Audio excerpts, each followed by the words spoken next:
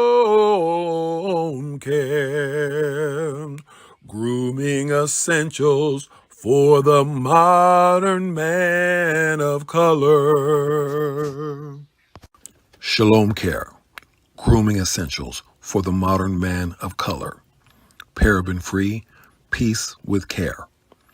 For beard mousse, armpit mousse, or jock mousse, visit shalomcare4u2u.com. Shalom Care. Brand disclaimer. The views and opinions expressed on this platform by individuals, callers, or invited guests are their own. The information you hear does not reflect the overall views of all parties associated with the brand. We encourage everyone to research all things heard live or via archive for edification purposes. Discretion is advised. Help keep the show on the air. If you want to help, you can send your donation through PayPal. The email is debatetalkforyou@gmail.com or through Cash App, $ Sal Showtime. Thanks for your support. Shalom, shalom, Shabbat, shalom. You're now tuning in to Debate Talk for You Radio. I am Gabbar Alaha, and this is Spiritual Food Sabbath Meal, Episode 17. I didn't even think I was going to get to Episode 17. So I just want to give all praises to the Most High Yahweh in the authority of His only begotten Son, Hamashiach Yahweh Shai, who is commonly called Jesus Christ, for the mercy and the grace and the will to allow these shows to continue to go forth.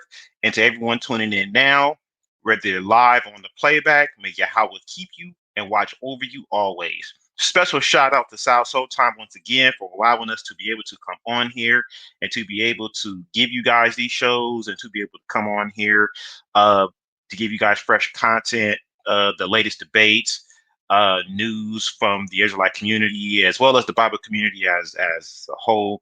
I want to give a shout out to all the other moderators and co-hosts on the platform that's doing their thing.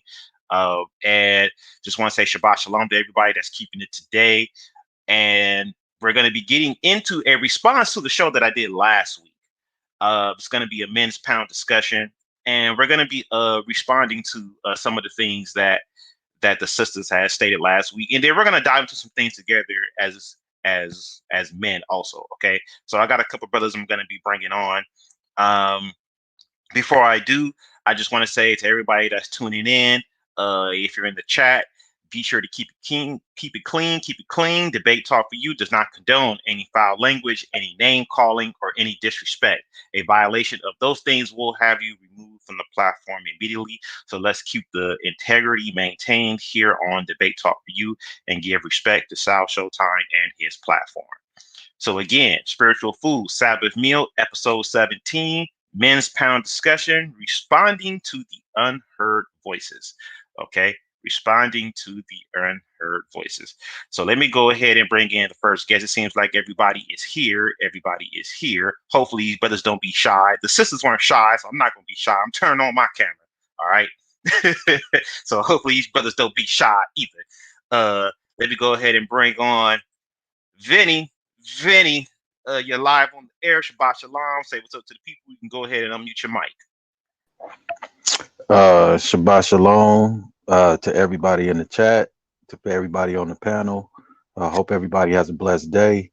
And I pray that we, glean from, what happens today, and that, the Most High leads us into, some leads us into understanding something new. And I'll yield. All right. And for those who don't know, Vinny actually also hosts shows on here too, and he is a moderator that's in the chat. Vinny, why don't you go ahead and tell them about your show that you have on here? Well, I mean, I was reading, just doing a Torah reading, basically just going over pretty much the books of the Torah, basically the instructions, commandments and the laws, statutes, and everything else that goes along with them, and the judgments. And it's kind of been on hold. I got to start back up again, but it's kind of been on hold. I've been going through some family issues, so supposed to be starting back up pretty soon, and Most High willing, I'll be back on it probably next week. And yeah, so it's basically just a Sabbath Torah reading. Okay, and at what time can they check that out? I usually go early, probably like 5 a.m. Pacific Standard Time, which would be about 8 o'clock Eastern Standard Time. Might push it back a little bit more, so maybe we could get some more people involved, maybe in reading or whatever.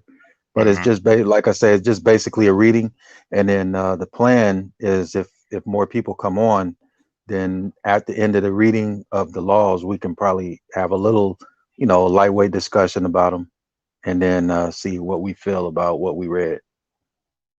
Okay. All right. Make sure y'all check that out every Sabbath morning. If you keep the Sabbath from Friday sundown to Saturday sundown, make sure you check it out at early sunrise, 5 a.m. Maybe going on later, but make sure y'all check that out, and whenever y'all can. You can always go back through the archives here on the YouTube channel to check out Vinny's show whenever he does those Torah readings. Okay, so let me go ahead and get in the next guest. We got everybody here now. All the panelists are here, so let me go ahead and get in the next person. We got Calavana. Calavana's in the building. Shabbat Shalom. Shabbat Shalom. Say what's up to the people. You are live on the air. Shabbat Shalom, Mark, and then peace to the children of the Most High. I couldn't help myself, like I had to do it. You had to improvise there a little bit, huh? Oh yeah. I needed a little revision to it, but Shabbat Shalom to everybody out there. It's a blessing to be on the platform, so I definitely thank you, Gabbar, for inviting me on, and to all the other brothers on the panel, Shabbat Shalom as well. I believe this dialogue will be great between all of us, and we'll just see what goes from here. It'll be a lot of edification, a lot of responses. So we shall see how this thing goes, and we're gonna see where the Most High leads us all. Right.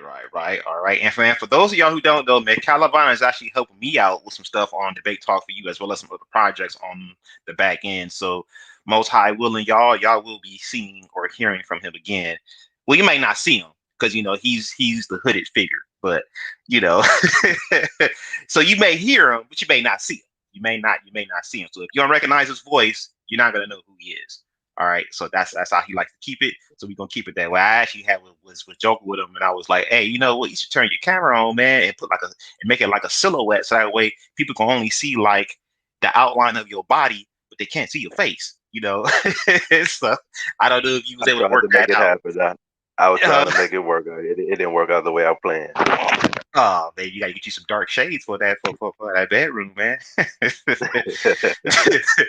All right. Let me go ahead and get in the next person. We get in the last panelist here before we get started. We got Aramis. Aramis, you're live on the air. You can go ahead and unmute yourself. Shabbat shalom. Say what's up to the people. Shabbat shalom. My name's Aramis, man. I'm coming from Texas, and I hope to get some edification and just speak with you brothers and see what I can gather from it. All right. So so we're gonna go ahead and get this started. So it's gonna be a slightly different show. It's actually something that I haven't done before on here. Other people have done it on here for other topics, but I'm gonna do something a little bit different. So the first part, I'm actually gonna pull up the show that I did last week. I'm gonna play a couple, just a few portions, maybe like 6 different segments from the show. I'm not gonna go too deep into the show because I don't want to take up too much time on that because I do want to get to our panel discussion. And from there, I'm gonna try to go to those scriptures that I visited with the sisters and try to get you guys' feedback on it. And if you guys had tuned into that show, you guys can bring up anything that you guys want to put on the table as far as that goes. And I'm just gonna try to, help navigate the responses to address the things that the sisters had brought out, so that way they can hear our side as well. Okay. So let's go ahead and let's get this started. Let me go ahead and share my screen here. Before I do that, I just want to say Shabbat Shalom to Gathering of Israelite Nation Netherlands. Shabbat Shalom to you, man. Thank you for tuning in. Okay, so let's go ahead and get started here. Let me share my screen. And here we go. And Calavan, I know you said you had some stuff you had wanted to share too. So whenever you can actually queue that up in the share yourself. If you want to send it over to me, you can do that also. All right, we'll see how that works out. All right, bet. All right, hopefully the audio works. Okay. So let me go back. I'm gonna start at 1825. Actually, before I do that, let me make sure that y'all can hear it. Let me just play it real quick. Make sure you guys can hear it. Let me put that up. We'll have you removed from the platform immediately. So let's keep it clean. All right, could you guys hear that? Loud and clear? All right, bet. All right, so so we're gonna start at 1825 and we're gonna go to 2103. All right, 1825. And we're going to start at, here we go, and we will stop it at 2103.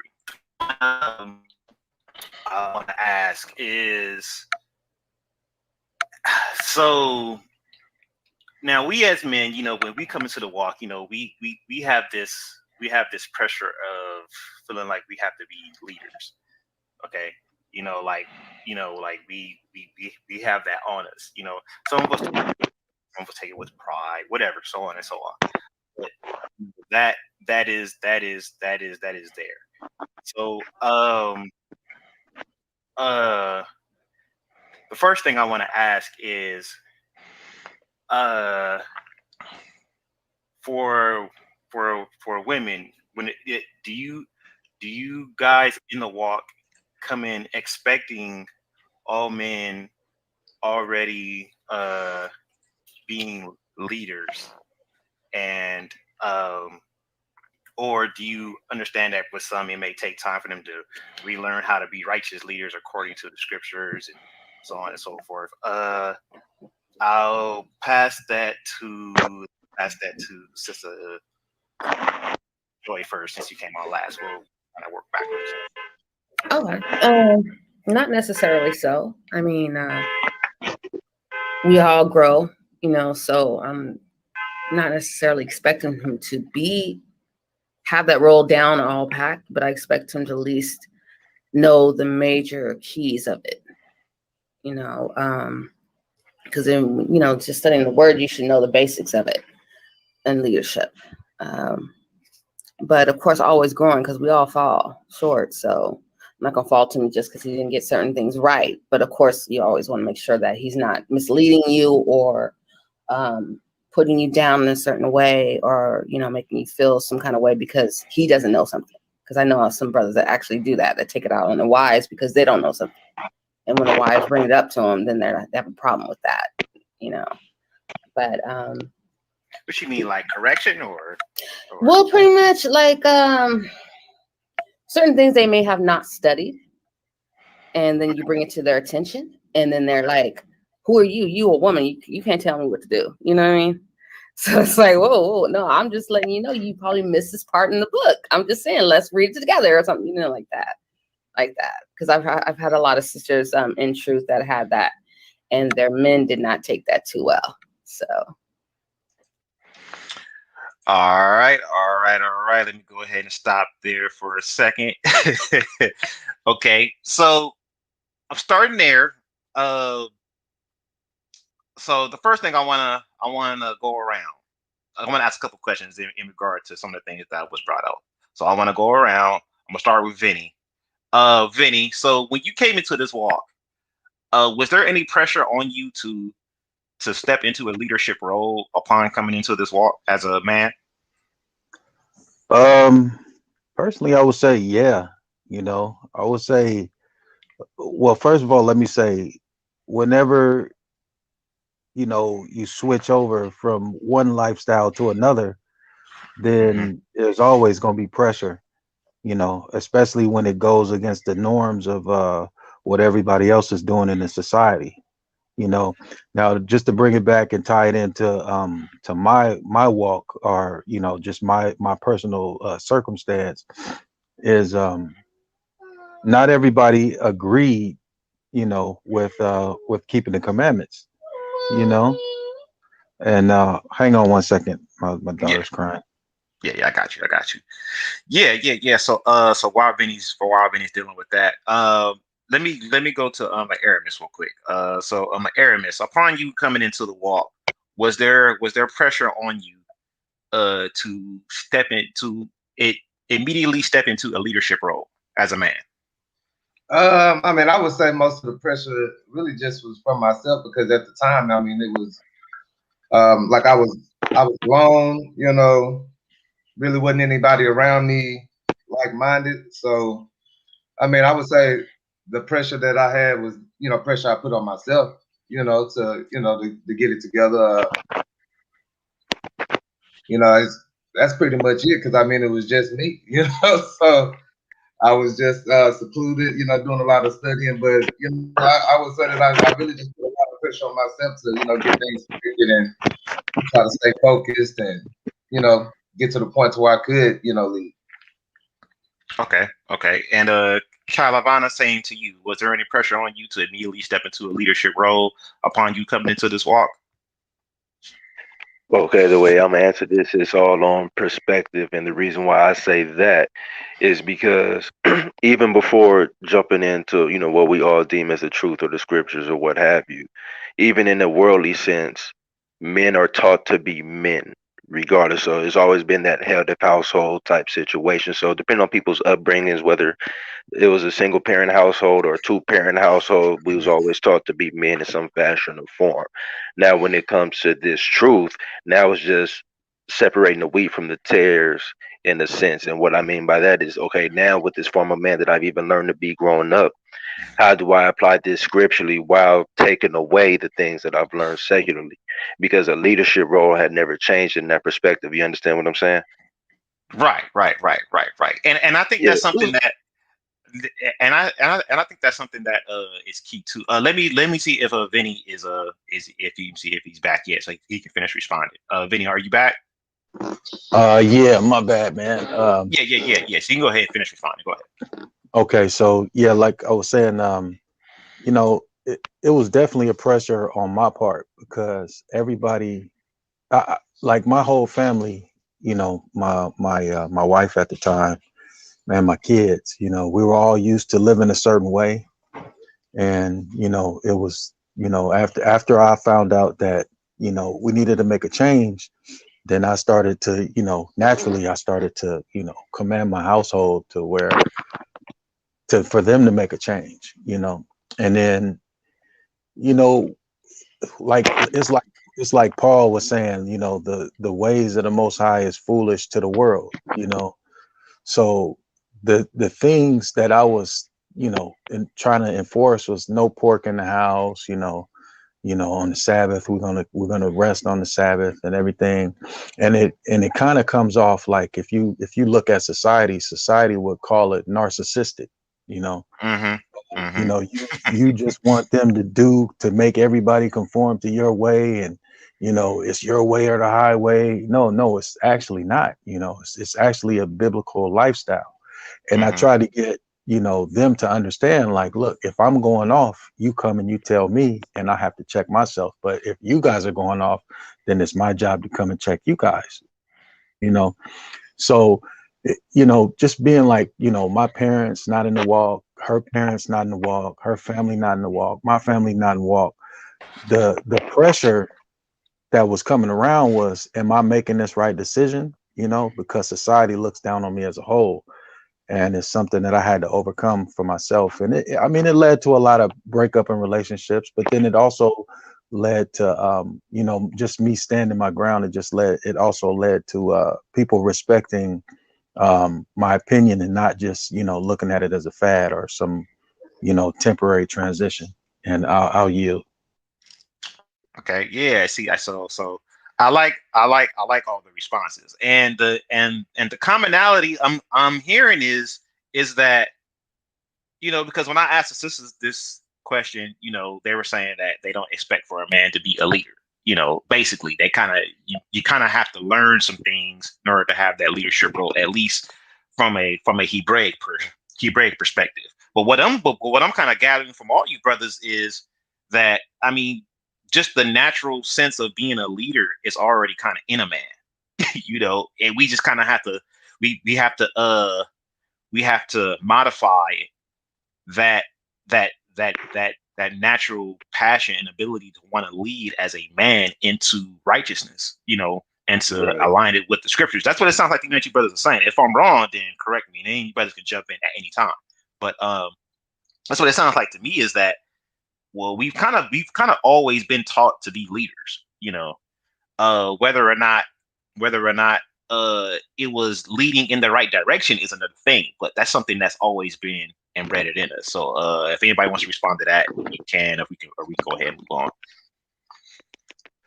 Yeah, no, you was exactly right, brother. Is that it's just getting that discernment to lead righteously versus what we had learned in the world. And then, like the other brother was saying, we going to end up in those points to where we're being proved. And what I'm saying by that is, with you coming into the walk and things like that, and dealing with the rest of your family and surroundings to where they're still a part of the world, as far as, let's just say, something as simple as they do the holidays and then they wondering why you ain't coming around and getting a plate from them.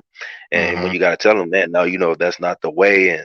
And why you do what you do, you end up being that black sheep of the family, if you will. And then, it causes a lot of I don't want to necessarily say confusion, but it just mostly causes disruptions within the family realm, and it'll take some time to repatch all of that.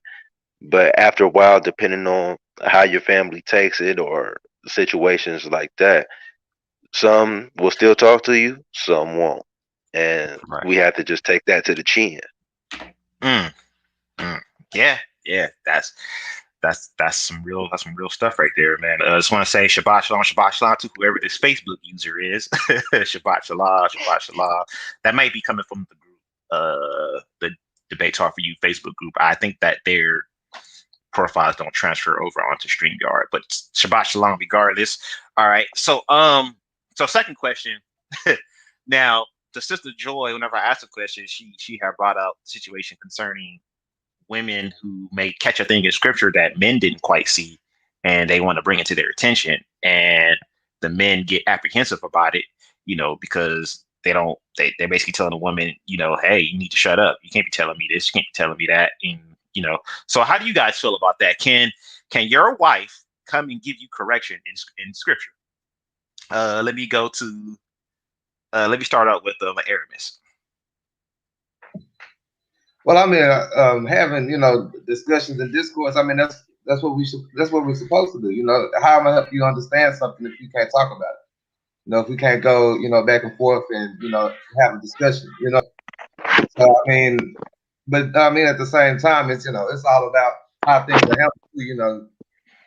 I mean, if you're barking something at somebody, then it's not gonna go well. But I mean, there shouldn't be any problem with you having a conversation with your wife about the scriptures, her bringing something up that she feels she has understanding on and may want to help you or make sure that she has the right understanding on it. Okay. Let me toss it back over to Vinny. So Vinny, can your wife correct you scripturally? Yeah, I mean, if I'm going off, I would expect her to raise it to my attention, and then if I'm humbling enough, then I don't think it matter where the truth is coming from, because I feel that in all reality, the truth only comes from the Most High, just like we had a lot of women prophetesses and all of that, and so yeah, I mean, I don't mind, man. If I'm going off and you find something new or you find something in there that I'm not quite understanding and you have a different understanding, then yeah, come to me, raise it to our attention, let's go over it together, and then we'll work it out. But and I'll yield. All right. And Calavana, can your wife correct you with scriptures in your household? Can she correct me if I'm wrong? Absolutely. But what I will do, and just to be sure and clarify on whatever's brought to me, I'm going to research it and I'm going to reprove it to make sure that it sticks. Because just because it's brought to me doesn't necessarily mean it's right. You understand what I'm saying? But I will take time and go through it and we will have that discussion, hopefully peacefully, because sometimes when it comes to people, and I'm not going to just mean this for my household, I'm going to just mean this in general. Sometimes somebody will bring something to you to have an aha moment, but how they heard it came from a personal feeling of something that they was feeling anyway. So they will try to tie that into the scriptures to confirm it, but sometimes it'd be like, that's not what that says, and then this, because if you start to find a few little holes, then y'all gotta have that talk. But if it's something that I wasn't privy to and I research and I see that it sticks, hey, she got one, and I will accept it. She got one on you, huh? Absolutely. That's a great point. You got that one. You got that one. All right. I'll let you have it. Yeah, I feel you there, man. Yeah, I want my wife to correct me if she sees me going off. I mean, even if she wasn't my wife, I mean, as a sister, if a sister sees me going off, I want her to say something to me, because that's Torah. You're supposed to do that. What I'm saying? That's your duty. If you don't say something, then you're actually violating Torah when you don't do it, whether you're a man or a woman. So Absolutely. you should definitely bring it up if your spouse, if your husband is going off, say something. Okay, that's what all of us are saying here. Okay, if your husband is going off, you need to say something. Okay, don't just let it happen. You need to say something. All right. All right, so let me go back to this clip now. All right, so now we're gonna start at 21:39. All right, we're gonna start at 21:39 and we're gonna end at 23:05. Okay. All Bro, right, you so calling out these videos like you calling out scriptures. I'm just trying to keep up with it, man. I'm just trying to keep up with it. That's all. Hold on, 21:39. Let me just start it right there. All right, here we go. Okay. So let me ask a follow-up question real quick before I pass it on. What are you said like the key, like the major points. So what are those major points, those like key points of leadership? Mm. Pretty much how Christ led the church. When you go back and read that, I'm trying to pull it up right now. You're gonna have me pull up my notes. But pretty much how Christ leads the church. I mean, of course, oh wow. Thing in there. Comes with a, certain pretty much like 10 Commandments, if you want to say. I'm trying to get it right now because right now, oh Lord, it's not letting me in my notes here. Yeah, I have to answer that in a little bit because I don't have my notes with me right now. But pretty much the basics of it, loving the wife like he loves himself, keeping order, knowing what the order and the customs are, which I find is very important because I have a book called, Hebrew Customs, and actually shows you our practices that we are supposed to be practicing and why, just the basic rules. I can't think of them right now, but yeah, just pretty much the basics. All right. So let's go back. Okay, so then I proceeded to ask them about some of these key points, some of these key factors that they look for in men, that would groom them to be leaders. So I'm just kind of just let it like freestyle for like a minute, so we can just kind of have a roundtable discussion about it. All right, so let's do this. Let's have a discussion about what should these women be looking for from us that they might not be seeing, that are the real key factors in terms of leadership that they might not be seeing. Let me kick it off with Calavana first. All right, now repeat that question for me one more time. It's going in and out on my side. Okay. So what are the key factors that women are missing in a man that shows he's a leader? What are they actually not seeing? Ooh, that's a hard bargain right there, Jack. I ain't even gonna lie to you. You can speak from personal experience. Yeah, that's what I'm saying. Like when it comes to leadership, as far as what they missing in most cases, and in my personal opinion, whether it be worldly or people that's in the truth, is that with this leadership stuff, what they're missing is they really gotta trust what's going on. But the thing is, if they don't trust you, then it don't matter how convincing you try to be or how much you try to lead to go in that right direction. It's always going to cause some type of confusion within the realm. You understand what I'm saying? So it's that trusting, because most women, I'm not gonna say all women, but most women, I don't care how much they say they trust you, they got a sense of doubt. And then anything that strikes them as nerve wracking could destroy the whole kingdom. You understand what I'm saying? And it could be off of something simple.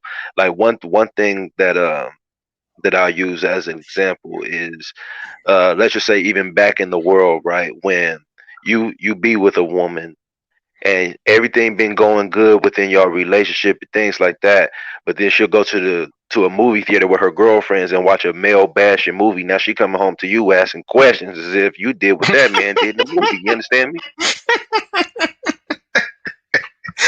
I know all of us could probably relate to something like that.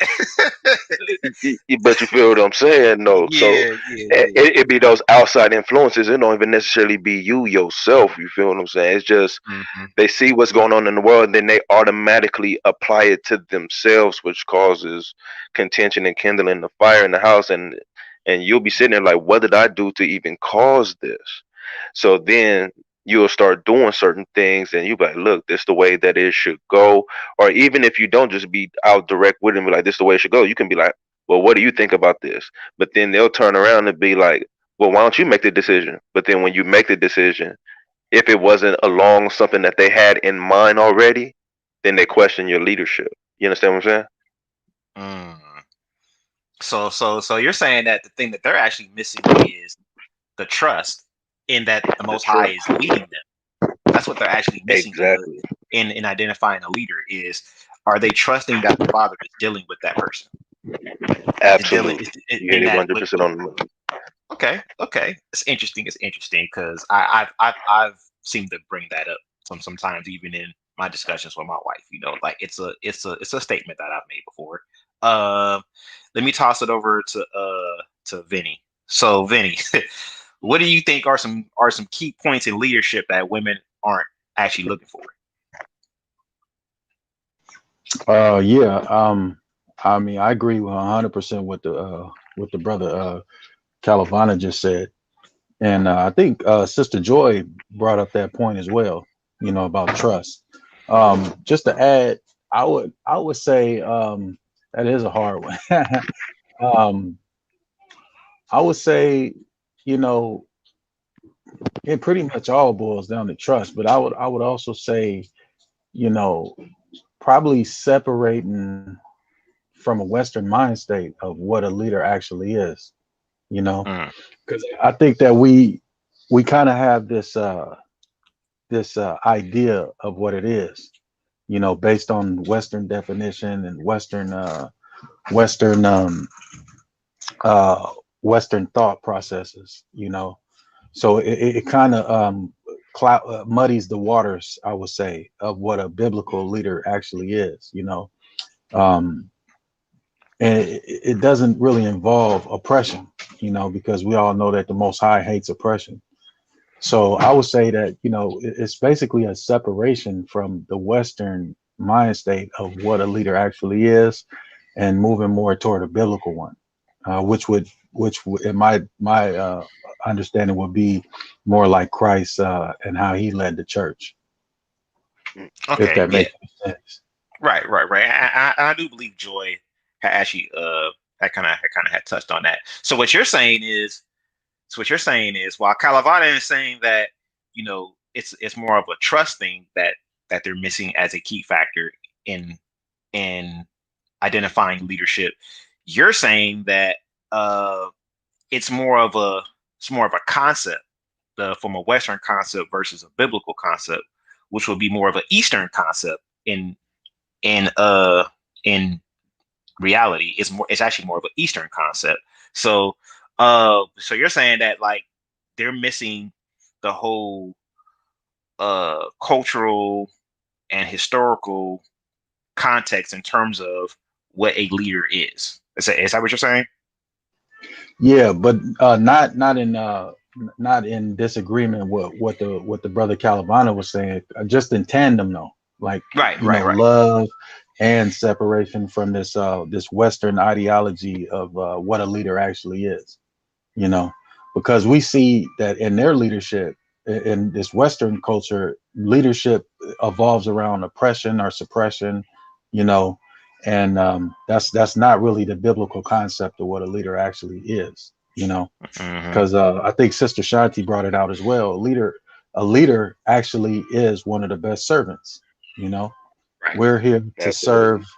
whoever is. I hate to use subjective to us or under subjection to us, because there's such negative connotations that come along with these words.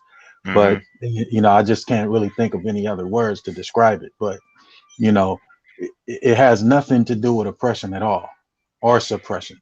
You know, but it is a leader is actually one of the best servants, and I I yield. I agree. I agree. I agree with that. Yeah, Okay, I'm can an I touch on Aramis. something with that real quick, Gabbar? Yes, sir. Yes, sir. Yes, sir. Okay. Yeah, just to follow along with what he said, and then also something that Sister Ashanti said. That when it comes to the leadership, there was a Greek word that she had brought up. I forgot what it was. Right offhand, it's not coming straight to me. But she showed even how in the Greek that it was a militant word. So I'm bringing that up to say that when it comes to this leadership, as far as in our biblical narrative of our culture of how we were back in the day, our families moved militant. So that's not in the sense of, what I mean, that's not in the sense of oppression or suppression. We just had a militant mind state, meaning we were sharp on our 10 toes. You understand what I'm saying? Hmm. And with that, it wasn't necessarily a dictatorship, but the leadership was hey, we have to do this to a degree without compromise, because if one soldier falls, then we got a weak chain in the link. You understand what I'm saying? Mm-hmm. And then the whole kingdom could fall because of that, because everybody ain't on one mind state. So we have to have that military mindset. So that means when the order is given, that, you know what I mean, just when it comes to armies and stuff like that, when a sergeant or a lieutenant tells you, hey, this is what the order is, you ain't gonna see no soldiers fall out of that. Or if they do, they're gonna get basically excommunicated. You feel what I'm saying? So when it comes to that, I also want to just quickly bring up and say that, all right, now when it says in scriptures, as Sister Joy had brought up, like Christ loved the church, right? Mm-hmm.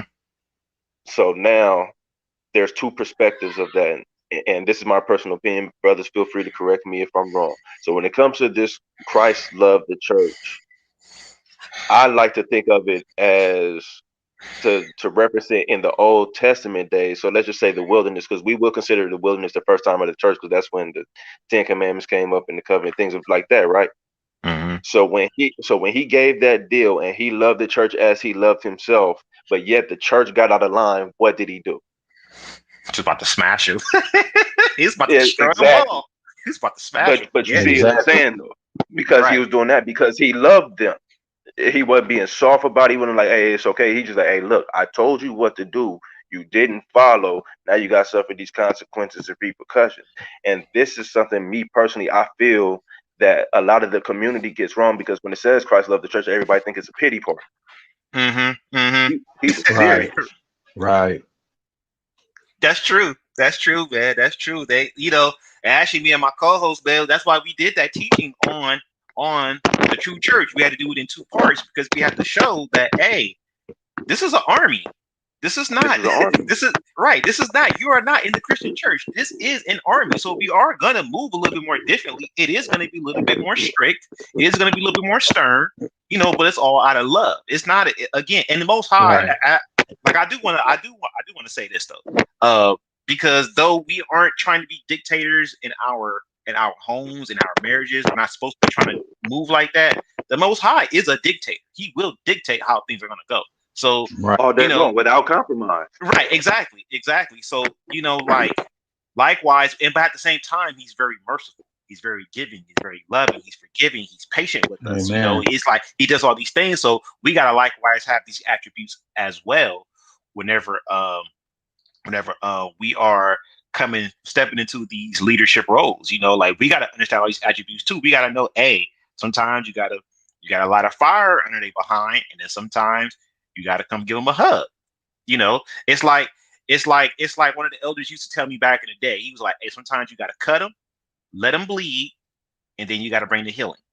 Like you got to do it all. You got to cut them, let them bleed, and then you got to actually revive them. Like you got to do it all. You got to break them down, then you got to build them up. So Absolutely. So let me go to my Aramis real quick. So my Aramis, key factors. Are the women missing any key factors that are in the concept of a man who's supposed to be a leader?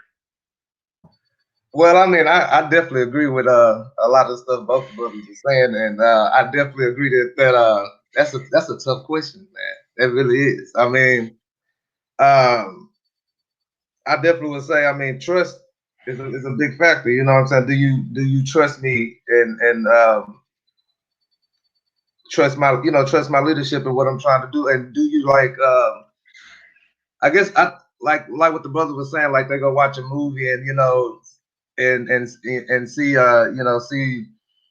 A man bash movie, yeah. and then or you hear the things that your friends going through, or you think about what you went through in the world before this situation. You know what I'm saying? And you bring all that into it. You know what I'm saying? So it's even harder for you to. I think a lot of the trust as well comes from what they feel. What some females feel about themselves. Like why would why would he want to do all this to me, or why would he really? You know what I'm saying? Next thing you know, you questioning his loyalty to you and all of that. So, I mean, I think it's a lot of that is like the worldly influences, the way they view a lot of females view leadership or submission. So it's almost like a curse word. I say you start bringing that word around. So it really is. It automatically makes it gives a negative feeling to a lot of women to even hear that. But interesting. I mean, but I definitely, I mean, I couldn't have put it in better words than what both the brothers said. Really, I mean, it's definitely trust is probably the biggest factor in outside influences, past relationships. Because I mean, we've all had a lot of BS in the past that we went through. But I mean, I think the toughest thing for people to do is to leave all their baggage at the door and actually go in wholeheartedly into the situation and trust someone, like trust them based off the merits of what they're doing, based instead of what you've seen in the past. You know what I'm saying? The situations you've been in. Okay, so all right, so let me ask this question. Since I asked the sisters about leadership, let me ask y'all this question then.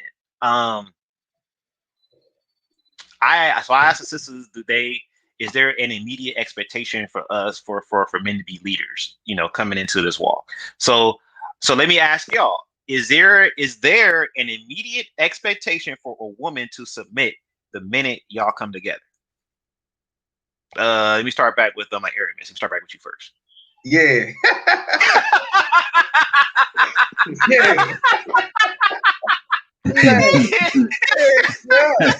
Yeah. Hey, bro, if the lights, throw him in the fire first. Bro, if the lights go off, who everybody looking at? Like, bro, what is this brother doing over here? Like, I'm just saying, it's like, of course. I mean, that's even outside of the truth. It's like, at the end of the day, it's supposed to be that way, but it's definitely, the pressure's on. And it, like, I know for me, that's just, I think if you're a man, you should feel that way though, you should feel like, the pressure's on you to lead, like, you in this, it's on you. Hey, look, I gotta give much respect for you, because some dudes probably would have hesitated with that answer. You didn't hold back at all. You was like, yeah. So I respect you for that. All right, Kalavada, the floor is yours, man. So they gotta submit immediately upon coming into your domicile, or you gonna give it time, let them learn, or what's the situation? By the time they come into my domicile, Jack, I agree with the brother. It's like, yeah, because the reason why I say that is, since modern day times, we got this whole thing of court now. That was your time to prove me and all that stuff to see if I'm a man of what I say. But the minute that you say you want to jump into this fold, you already know what it is. It's basically, and again, to relate it to the wilderness. When the children of Israel went out there, them commandments was laid out, and they all said with one voice they agreed. Oh, then after that, this is what it is, Jack. You know what I'm saying? But of course, with us still being in our human forms and got errors and things of that nature, will we have our little times where we fall? Yeah, but that's when she's supposed to be like, hey, this ain't according to what you said. So what happened to this? What happened to that? And then she got every right at that point to call you on your stuff. You understand what I'm saying? Right. But Okay. but outside of that, if I ain't lead you astray and things like that, it's a go. All right, Vinny, floor is yours. Yeah, I would also say yeah as well, and but I think it's important for us to, a woman that's in the scripts should probably already know and already understand the positions, and the order that's been set up. But at the same time, I feel it's up to us to communicate, how and what we expect from each other, like we can't just allow them, and this goes both ways, but we can't just allow them to come in, and not explain to them, like, look, this is how I see a marital relationship, in a biblical marriage. We can't just come in and expect them to just understand. We have to explain it to them, like, look, this is how I'm gonna be. If you're with it, then I'm extending my hand to you in marriage. But if not, then, you know, maybe we should just hold off, and then you should just see if this is something that you really want to get into, you know. But I think it should be a some level of communication that expresses that to the people that we are, you know, are going to be enjoying them for life, you know, because it is definitely supposed to be a lifelong commitment. Yeah, yeah. Hey, well, sisters, y'all got three brothers that all pretty much said the same thing. Hey, once you step foot in that house, you know how it's supposed to go down. So, hey, I'm the same way. Hey, And hey, look, I said, can I add the extra to what Vinny said? go ahead. Yeah, it's just to add on to what he said, because as he said, it's because I want the sisters to also understand it's all about communication. That's why I had said earlier, like, since nowadays we have this courting phase, or what everybody like to call dating. You get to figure out a person all then and there, all the red flags, everything, to know if you want to deal with that person or not. So the minute that you say yeah, you have already right then at that point came into agreement or a covenant with that person to say that's how he is or that's how she is, and that's how we gonna rock. Because a lot of people nowadays, and I hate to say this, but it's true, it's majority women that do this, is that they will see a person's red flags and then they will still want to deal with the person in spite of, but then get mad and get resentful later on down the line when they see that person then compromise on who they were. Mhm. But you expected that person to change. And in some cases, unfortunately, some people are going to stick to what it is they say that they are. They're not going to change that because that is what embodies them, whether it's good or bad. But then you have to use your discernment at that point to be like, okay, can I tolerate this enough to where I can have a long time, a lifetime with this person? Or is this something that's going to affect me down the line? So let me cut it right now.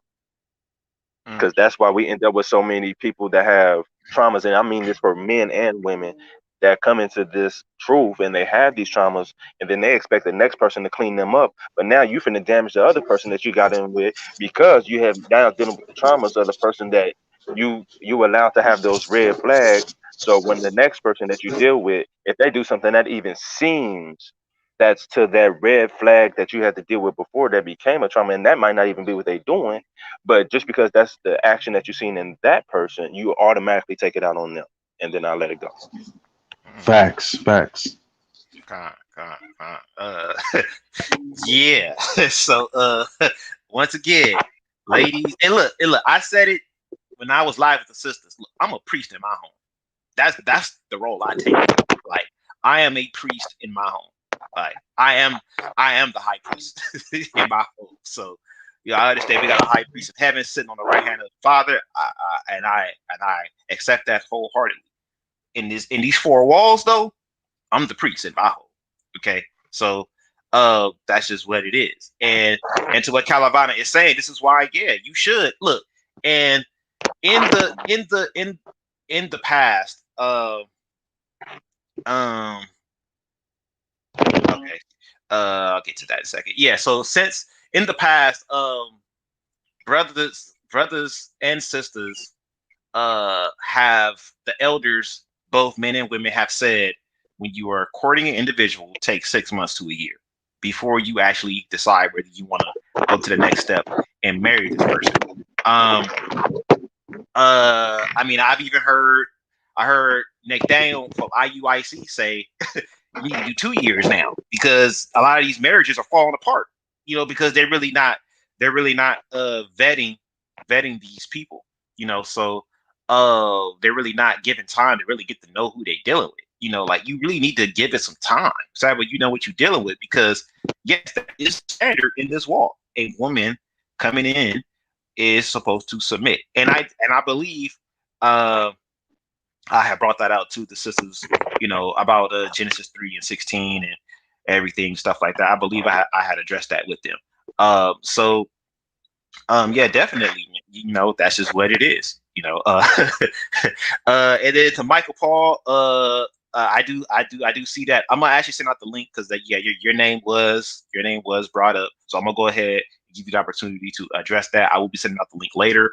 I just want to get through this series of questions with the core panel here, and then I'll send out the link so you could come on and address those things. Okay. So let's go back. Hey, All right. real quick, Ray, real quick, if I can, Gabbar, to also add something to what you said. Yeah. is that like how even brother Nathaniel was saying nowadays take 2 years to learn somebody. Hey, I get it. That's absolutely true because what we don't understand, what we have in today's time versus what they had back then. We're doing this courting and dating stuff. Back then, there was arranged marriages. There was nothing. It was this is who you finna have. You understand what I'm saying? Like they didn't have the time to test the fruit of the spirit of people back in the days. Nowadays we have that option. So for us to have that option, but still go through the traumas and stuff that we do now, no wonder why the books say we are worse than our fathers. You understand what I'm saying? Because yet we have all this freedom to check the fruits of the spirit of the people that we deal with, but yet we fail because of whatever desires that somebody may have, or they want to feel like they don't want to lack in something that they see somebody else have. They see somebody else with a good relationship, so they just want to jump into a relationship just to finally say that they in one to get all these praises and acknowledgments, not knowing behind the walls, this dude probably knocking your head upside the wall. So do you think that? So Right. let me ask you this then. So yeah. This is opening it up. I got more clips to get to, but this is kind of opening it up. So so do you think that? Because I'm asking all these questions because I'm like, all right, so because what it sounds like even though some sisters may understand and know how to identify key points in leadership and they know what to look for and all that, do you think that sometimes both men and women get into these marriages and into these relationships for the wrong reasons? Absolutely. Mm. Absolutely. All the reasons, for the most part, 95% of the time are vain, Jack. It's because they want to keep up with the Joneses. They want to be able to say they Man. have something else that somebody else got. I mean, and let's just And they keep it go all the into way funky. And look, let's just keep it all the way funky, man. I mean, let's do I'm it. gonna be, I'm gonna keep it PG, but let's just keep it all the way funky, man. A lot of brothers and sisters, man, they be burning, and they be trying to get that release, man. Like that's what they Yeah. just want. They just want a permanent fix in their household. That's what they want. Yeah. They not really getting into. All right, it's more to this than just sex.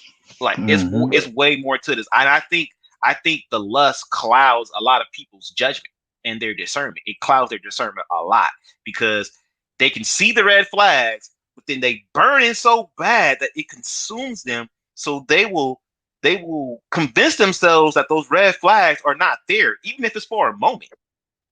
Even if it's for a I moment, fully they will agree with you. right. They will convince themselves that those red flags are not there for a moment, and then once the dust has settled and the honeymoon phase is over, then it gets real. Then you're like, oh man, I got a Mm-hmm. demon in my house. You know, so you don't even know what you're dealing with because you caught the vapors, as they used to say back in the day. Hey, you know what's weird about that is like Yes, sir. even the elder Paul, man, even the elder Paul addressed that. I mean, he said it's better to marry than to burn. You know, but he also said that like even with the divorce papers, where he said or where the Christ said Moses gave you divorce because of the what he said the impurity of your heart or something like that. You Yeah, know. the hardness. Yeah, y'all burning in lustful desires. Yeah, the sister look good. And, you want to go do your thing, and then after you do your thing, then it's like, oh wow, now I'm seeing exactly how she is, and she's not the right one for me. So now I'm gonna kick her to the side. You know, but what it say? You making a whore out of the women of Israel.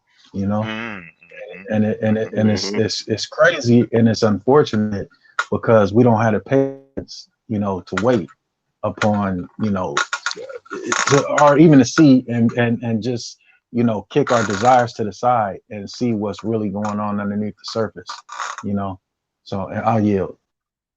The Aramis guy, I think that you want to add to that.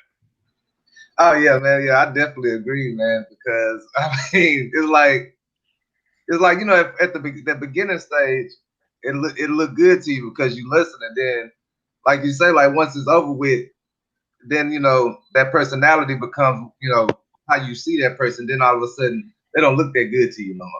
You know what I'm saying? It's like it's like how brothers had those drunken nights, and they they wake up the next morning like, oh God. Like, what am I doing? You know what I'm saying? But that's really how it is. It's like at first, You know, when you got that mindset and you looking at something, you know, it'll like those flaws. You'll convince yourself that they're not there, or you convince yourself that you can work past them. We can get past this. The reality of it is you just Amen. Facts. You just wanted what you see, you know. Yeah.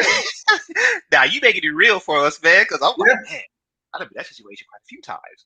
So it's just like, man, yeah, you making it real. You making it real for us, man. You know, yeah, man. And that's something that we really gotta address as men. And you know, and I say this to all my peers, man, that are around my age. You know, I was actually addressing this with brother Karash, sister Ila's husband, that was on.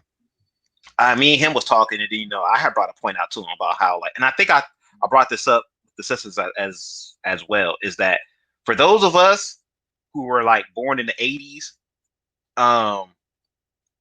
which I gotta understand is us coming into this walk, we are the middle child. We are the middle child, you know, because you got a lot of younger brothers born in the 90s and early 2000s and so on that's coming in, and then you got the elders that's been in for like 20, 30 years, that's already like 50, 60, 70 years old. You know what I'm saying? That we're in a roundabout way subjugating ourselves to. We try to get some wisdom from them and correct the things that they got wrong and all that stuff, whatever. So, you know, so we are in a position where we have to discern a lot. At least our specific generation, you know what I'm saying? For those of us that are in our mid 30s, you know what I'm saying? Mid to late 30s, you know, like those, we got a lot of discernment to do, because we got to discern the little ones, we got to discern our peers, and we got to discern the elders. So then when a woman comes in, I mean, I'll honestly say that, man, sometimes in my discernment was clouded, because, you know, I mean, every man, I think a lot of men want a woman by their side. You know what I'm saying? We definitely want that. Sometimes, though, we don't go through the proper protocols and through the proper channels of doing it. We will kind of skip a couple of steps just to kind of get there, because, again, we lust. You know, we lust. And because we lust, sometimes we make bad decisions, you know, because of the lust, and, you know, we get caught up. So, real talk, fam. Because hey, I'm gonna just put it to you like this: look at what happened to Samson, Jack, lusting after her, and even when she was trying to find out all his weaknesses, and he lied to her a couple of times because he was lusting after her, burning with desire. He finally gave in, and then look what happened to him. Right. Yeah, man. All right. I'm not sure what. I guess Joy's tuning in. Joy's tuning in. She said something about Build-A-Bear. So I'm not sure exactly what that means, Joy. You're gonna have to explain that one. But let me go ahead. Let me come back to these clips. Okay, so let's go back over here. So we're not gonna go to 24:19. Like I said, we're not gonna go through the whole video. I only got up to like 38 minutes of the video. I didn't even go all the way, because it's like a 4-hour video. I wasn't about to go through the whole thing. So 24:19. Let's go back up here. All right. And all right, 24:19.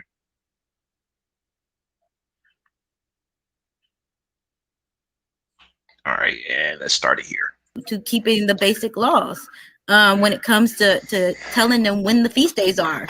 Most women don't know how to calculate when the feast days are. Most women go to congregations trying to figure out when's the next feast, you know?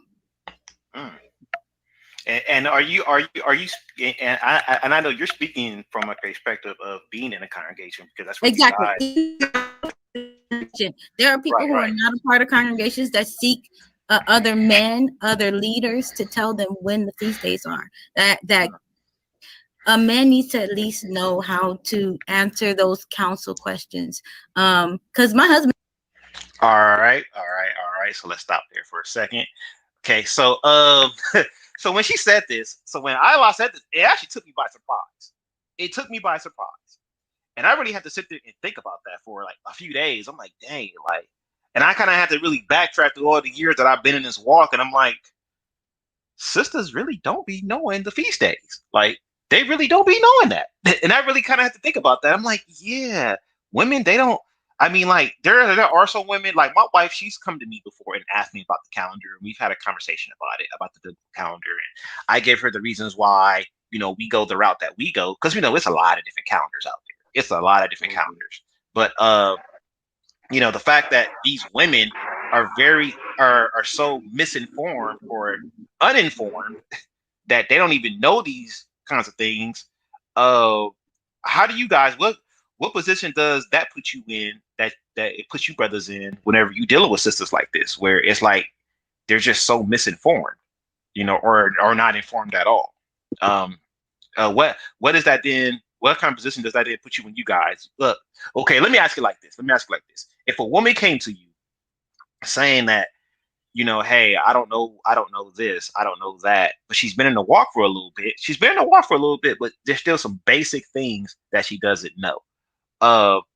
You as a man, do you then feel like it's your duty to already be equipped with certain knowledge to be able to disseminate to that sister that's coming to you with these type of questions? Let's go to Aramis. We go to you first.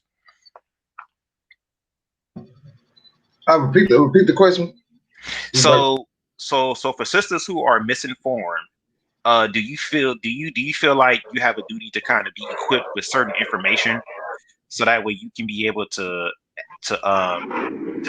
inform that particular sister that's coming with questions that should already kind of be known already, like knowing when the feast days are and stuff like that? I mean, yeah, I guess I kind of look at it the same as how it would be with anybody that had a question for me. Like if I have the answer, or if I know how to figure out the answer, then I'm doing my best to answer that question. But I mean, I think that goes for anybody really. Whether it's a brother of mine or someone that's not even in the truth that has questions about what I'm doing. It's to me it's pretty much the same thing. It's like just informing people that that are seeking knowledge, really. So then what does that then signify for you then concerning that sister who's even coming to you, if she's already been getting taught some stuff? Let's say she's been in like a year. And some of these basic things she should already know, because at least, I don't know, maybe they teaching the truth. Maybe they teaching the younger generation a little differently now. But I just know whenever I came in, those were the basics that I had learned. I learned feast days, don't celebrate pagan days, stop eating pork, keep the Sabbath. Like I learned those basic things. Like, you know what I'm saying? So for a sister who's been in for a year and doesn't know these things, and then she comes to you, what does that then signify for you about that sister? I mean, I guess that she hasn't really, maybe studied too much into it. But I mean, the main thing for me is that she's asking somebody. You're trying to get that information. So, I mean, it wouldn't really bother me to where like I would, look at you like there's, something wrong. The main thing for me is that you're asking these questions, so you're wanting to learn. So that's the most important thing. Some people pick up things quicker than others. Some people, take a while. Right. Okay. But the main thing is that you're seeking that knowledge. So. Okay. So to the other brethren on the panel, what does that signify for you? Anyone, you guys can take it. I guess Kalavana, since your mic is already unmuted, you go ahead and take it. All right, what that signifies for me, Jack, I put it to you like this, because it depends on how she came into the truth to begin with. Because there is some places, whether it be congregations or just people who got study groups together, that just may not have been a conversation that they even tackled yet. They may have been tackling some other things like it. They may have been only talking to them, just proving to them that they're the chosen seed. So they probably haven't even got into the feast days and all that stuff. And then also it depends on how attentive she's been, or whether to that study group or to that congregation. But outside of that, it's also what have you studied on your own. And I won't falter on that for not knowing, because as you said earlier, there's a million different doctrines out there. So she probably trying to figure out which one is the right one to begin with. You see what I'm saying? Right. So it may not be that she may have not heard of it, but she's confused because just to use for an example, some people be like, "Hey, the Sabbath is Saturday," and then some people know the Sabbath is according to the moon, so it's Tuesday, and now she's sitting there confused, trying to figure out, oh, what is it? So it may not be that she ain't heard of it, but she just don't know which one is deemed true. You understand what I'm saying? Right. I can feel you. I feel you there. I feel you there. All right. Vinny, what does that signify for you? Cool. Well, this is kind of like how my relationship ended up going. Like when we first came in, I was the one that that came and was real assertive on keeping the commandments, and we got to study, we got to do this. So if she's willing to study, then I don't really see a problem with it.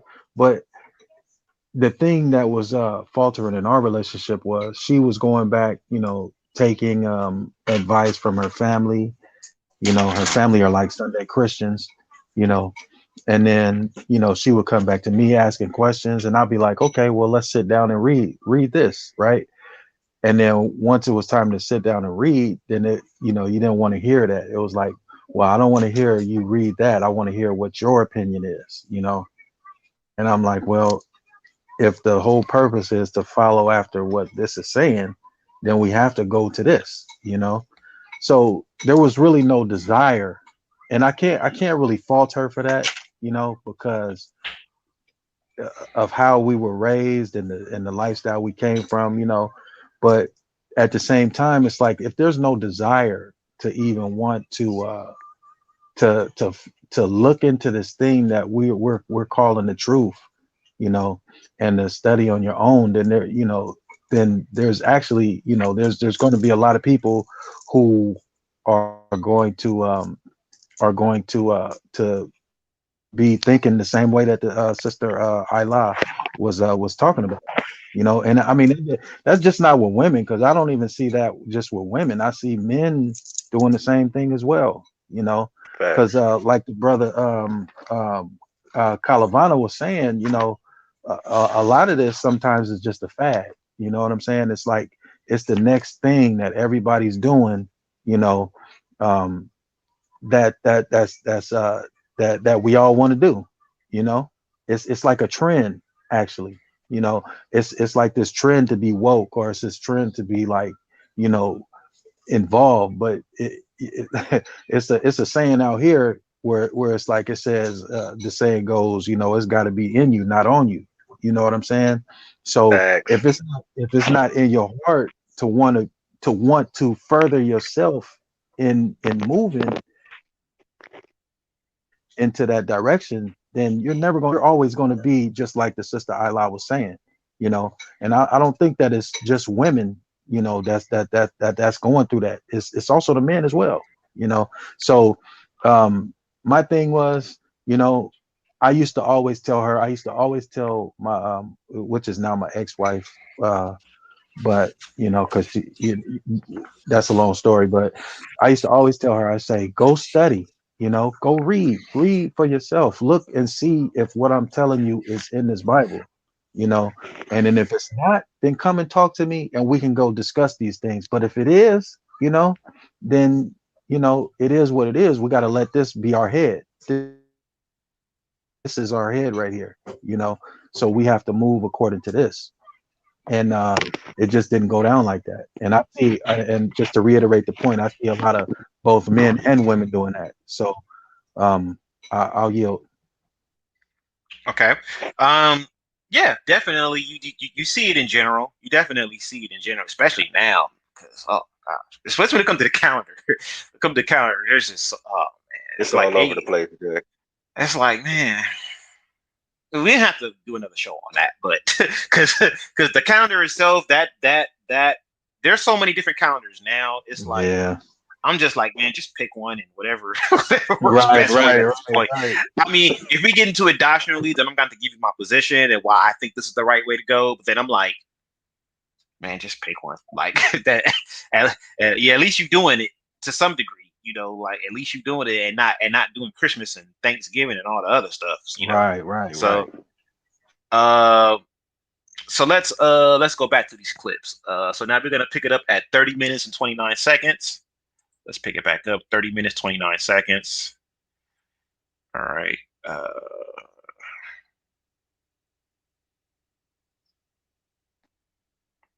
And I'll start at 32 seconds, actually. Start at 32. All right, so here we go. Alignment with that. What is that like for you guys? Let me start with Sister Ashanti. All right, so the question I asked him next was, is there any pressure on them to be in alignment with being a Proverbs 31 woman? All right, so we're gonna go to Sister Ashanti's response. We're gonna stop at 32 minutes and 10 seconds.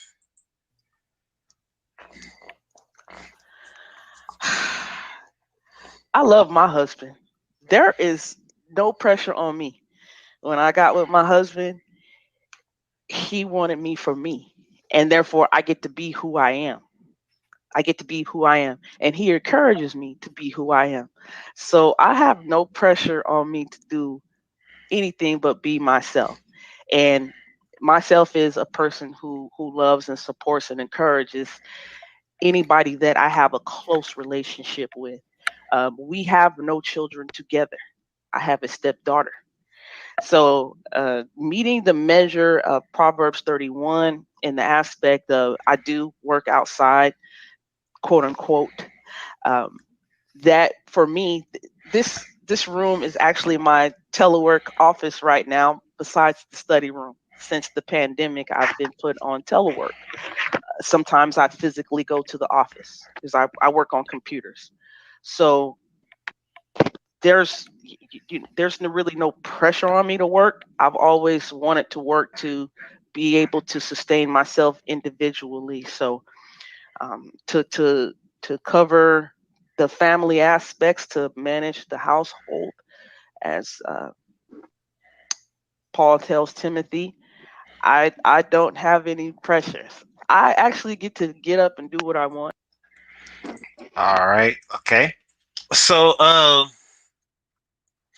as far as Proverbs 31 woman goes, so Sister Shanti, she brought up about how, you know, she brings money into the household. You know, she goes out, you know, she makes money and she brings it to the household to help sustain the household. You know, Proverbs 31 woman, you know, goes out, you know, handles all her business affairs and all that, you know, and you know, sustains her household. It brings all that back home. You know, the Proverbs 31 woman does. You know, she is a go-getter. She is a go-getter.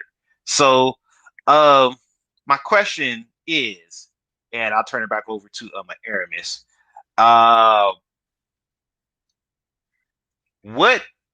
What do you look for in a Proverbs 31 woman?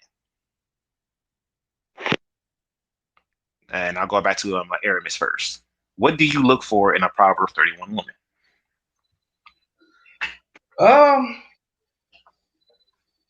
I mean, basically being able to manage everything, you know,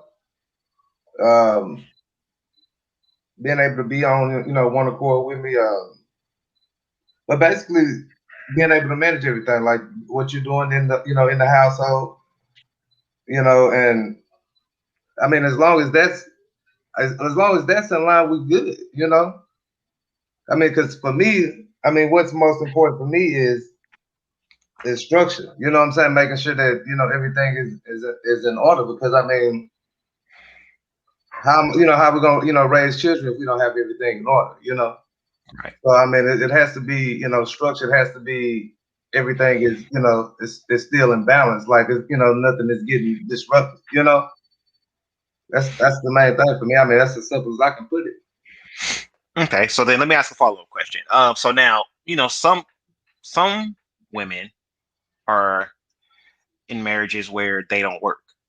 You know, they don't work. You know, where in others you got women who do work. Mhm. You know, so what is your position on that? Do you care if your wife works or not, or you want her to stay home, or what?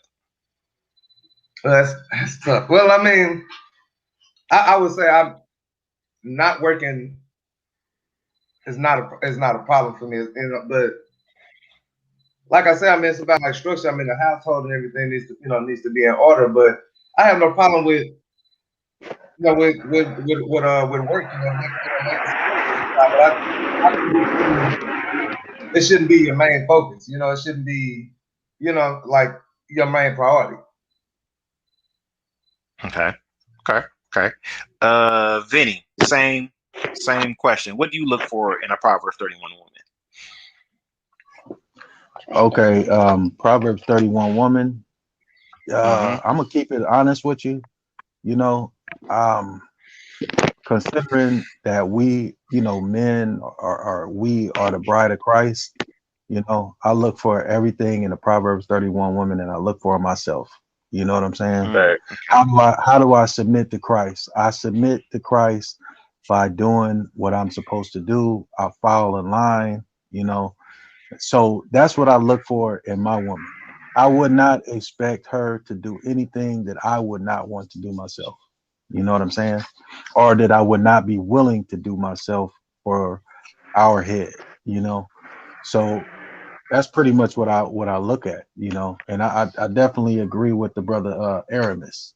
And and you know, and it all falls back down to getting out of this Western mindset, like we really need, we are really in a dire need of separating from Babylon, man, because a lot of us haven't, we still hold on to some of these ideologies, and it's deeply rooted in us, so I'm not saying most of the time it's unconscious. We unconsciously do it, but we definitely need to get away from that, and yeah, I definitely believe though, just to answer the question, that we need to submit the way that we submit to Christ. That's the way that we should expect our wives to submit to us.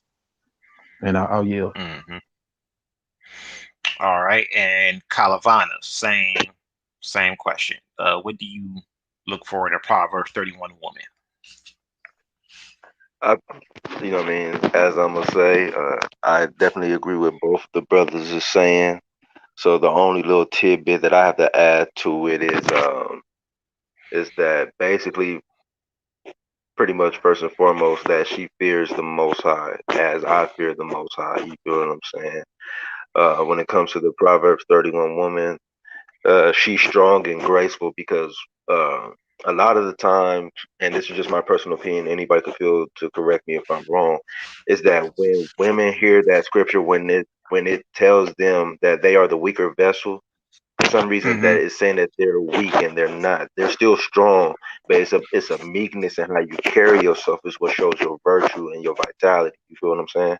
And just to use as an example of that, of what I mean as far as in a virtuous woman, let's take Abigail for example, when she had the drunk husband who was, puffing up his chest at David.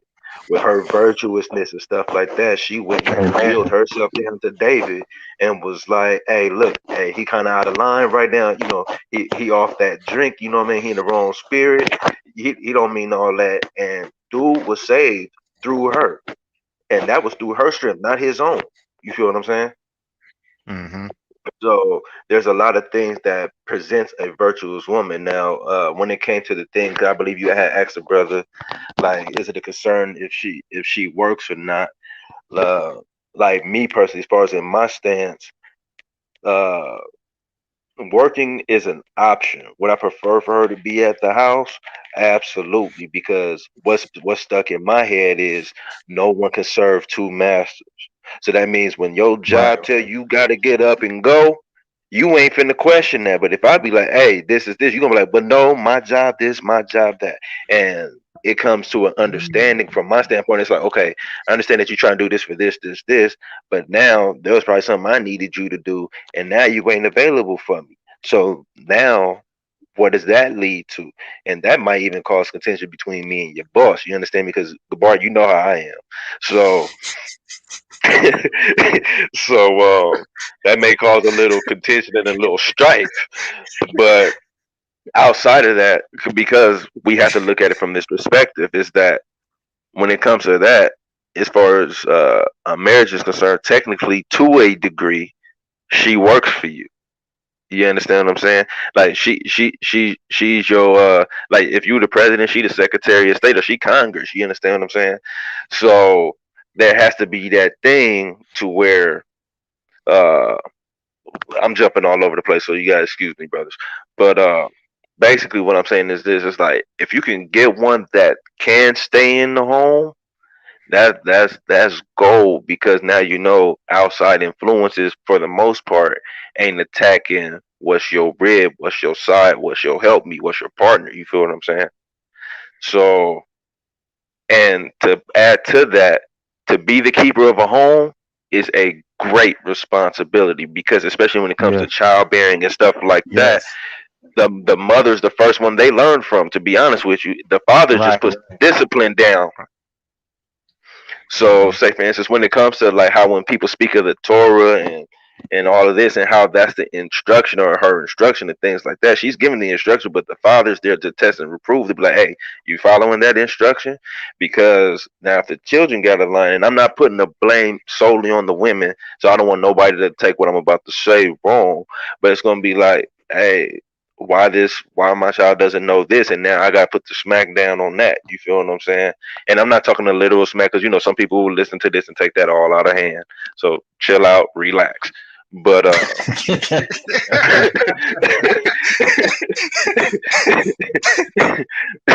but but you know what I'm saying? It's like with them being the first instructors of the home for our kids, that's why me personally, I would prefer for her to stay home. You get what I'm saying? Amen. Because I would rather her teach the kids versus having to see what the world is going to teach my kid, because the world is going to indoctrinate my kid with anything that they want indoctrinated. But I know if me and my wife came to an agreement on something, I know she's going to teach my seed this, and my seed will see that both the parents is steadfast on this, that hopefully they will not be led astray, because you know you're supposed to train a child the way they should go. You feel me? Right. Yeah. Nah, I agree. Amen. I agree. I agree with that. You know, it's one of those situations where I think it's a I think it's a I think we as men need to modify our approach in how we view a Proverbs 31 woman, because again, the Proverbs 31 woman, whenever this is being explained, again, this is from an ancient Israelite perspective. This is not from a Western perspective. So what? Right. So you know, Facts. Facts. so we gotta look at it through a different lens. This woman, I mean, she was able to go out into the field, do what she needed to do, make her sales, her transactions, and come home and still manage the house, still take care of the children, still make sure the children are being taught properly, all these things and stuff. But again, Mm. we were in our own land as well. So we had servants and handmaids, and you know how it says it takes a village to raise a child. So I'm pretty sure you had a cousin down, you know, say maybe that stayed like 5 tabernacles down or something, you know, that, you know, that you can get the babysit, whatever, man, while you go out and pick your crops or whatever you got to do, tend to the flock or whatever, you know. So there is definitely a different aspect in that versus in today's time where, you know, we expect these women to kind of be like that same thing. But I'm like, well, they got burdens just like how we got burdens, you know, like, you know, because now we're dealing with a system that's trying to teach our children something, and then we have to go Man. against that system and work through it and everything. And then while the man still has to go out and work, go out and make pennies, you know, pennies on a dollar, and come home and everything and stuff. And you know, so it's like it's definitely a very uniquely modified dynamic in today's time in dealing with a Proverbs 31 woman. Now, me and my household, I'll say it's more so optional too. I do prefer my wife to stay home. I do prefer her to stay home, but I know we got bills, and I'm like, man, I want you to stay home, but The these way my bills is pocket is piling looking up, right man. now.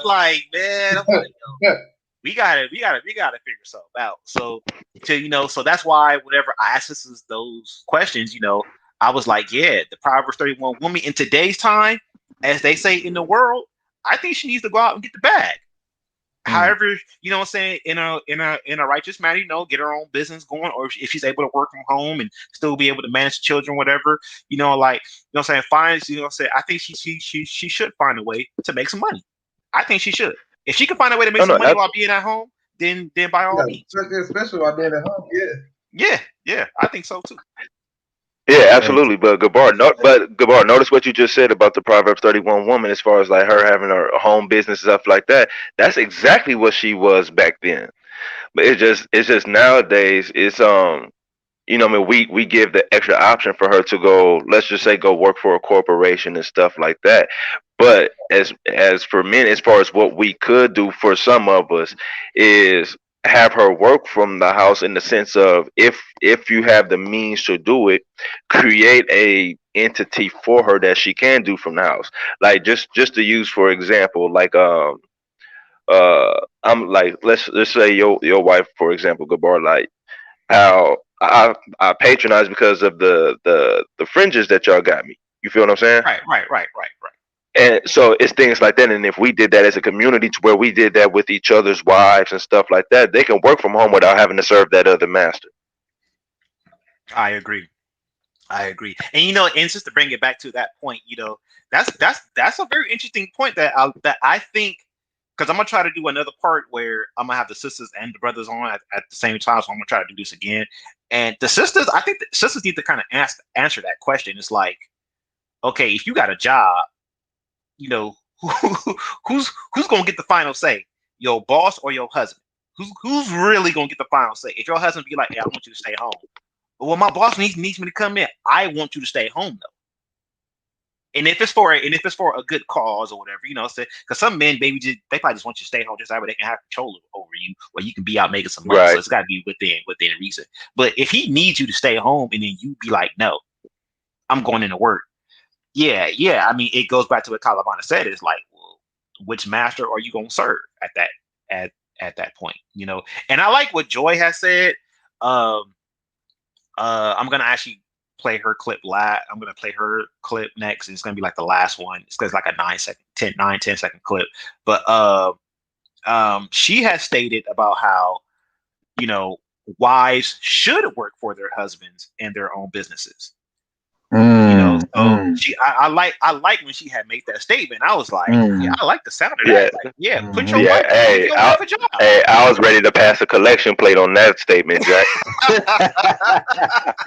When she made that statement, I was like, I like that. I like that right there. We need to have that mindset as a nation. Like, hey, I mean, and just to kind of even take it even a step further, like, we want to go work for the other nations. Why can't we work for each other? Why can't we out? Why can't we do that? You know what I'm saying? So because we as whole as hot as stiff neck. Yeah. Right. And you know what's weird is, it's like we got this like mind state, and I always bring it back to this Western ideology, because we're a communal people. We're all about community, family, and everything else. Now we're right now, as of today, like, most of us are selfish, and we think about coming up. We want to chase the bag so hard to where we forget about everything else. Nothing else matters, and that's totally against the scriptures, man. That's totally against the Eastern way of living, and it's totally against our culture, of being a communal people. And I think that's what it was more of a structure. Proverbs 31 is all about being a structured family. And I think that's what a lot of what we're missing, man. We're not structured at all, and we don't do anything for the house. We're doing it for our own selfish desires, and it's actually against that, because what it say: do not covet anything. Covet and lead to our selfish mentality, man. I agree. But we need to get back to that communal nature. I actually want to read this real quick. We haven't really pulled no scriptures yet, so I'm going to go ahead and pull the scripture real quick, because Vinny, because you said something key about we always going after this bad. So let me read this real quick while I pull this up. Like, Aramis, did you want to say something? I was just gonna agree with him about that selfish. I mean, like, it's to the point where, like, I've noticed, like, people find a way you may have found the way to come up on some money or, avenue, to, some type of success and people, keep it to themselves. Like they don't want to talk about it. You don't want to tell anybody anything because you feel like if you do, it's going to get in the way of what you got going. So you don't even want to, share information with each other to try to, help each other out, It's that bad to where like you find a way for yourself. And you're like, okay, let me just close this door. Nobody else getting on it, But that's Right, I mean, right. I've seen my own friends do the same, like do the same thing. Like you'll notice they get real, to themselves. Like they don't want to talk about, they'll tell you something, but they don't want to tell you everything. It's like, Right, nobody gonna step on your toes, right, right. Man. All right, so let me read this real quick. So this is coming out of the Apocrypha. This is Ecclesiasticus or Sirach 31, and I'm gonna start at verse 1. It says, "Watching for riches consumeth the flesh, and the care thereof driveth away sleep. Watching care will not let a man slumber, and as a sore disease breaketh sleep. The rich hath great labor in gathering riches together, and when he resteth, he is filled with his Wow. what did I say? Delicates. The poor laboreth in his poor estate, and when he leaveth off, he is still needy. He that loveth gold shall not be justified, and he that followeth corruption shall have enough thereof. Gold hath been the ruin of many, and their destruction was present.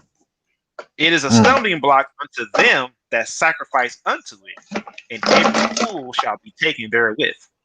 Blessed is the rich that is found without blemish, and have not gone after gold. Who is he? And we will call him blessed, for wonderful things he have done among his people." All right, so we see here that the scriptures is talking about, like you got to be careful with going after that bag. Like you gotta be careful about that, because it's like you don't want to make it an idol.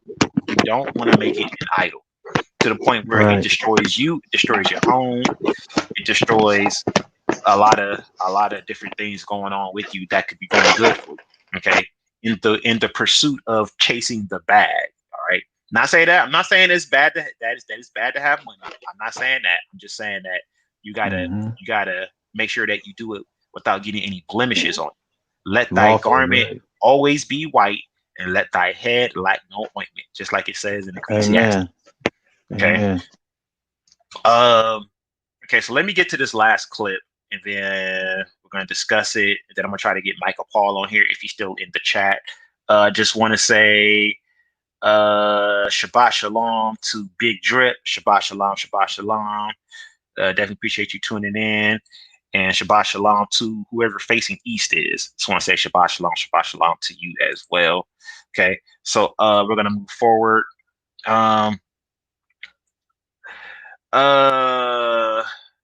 Oh, this sister, I'm just reading some of these comments. She says, "This is a great topic. As a married woman, I don't even feel comfortable working for another man." She says, "I can use my talent to increase my husband's territory, not another man's, and especially not another nation's." Con, all praises, sister. I'm glad you said that.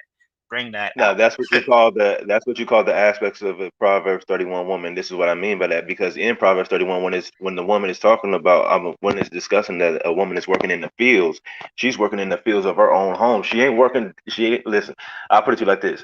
My wife would not be working in the field of Gabbar's field getting wages from him. She is building up the field of my house. You understand what I'm saying?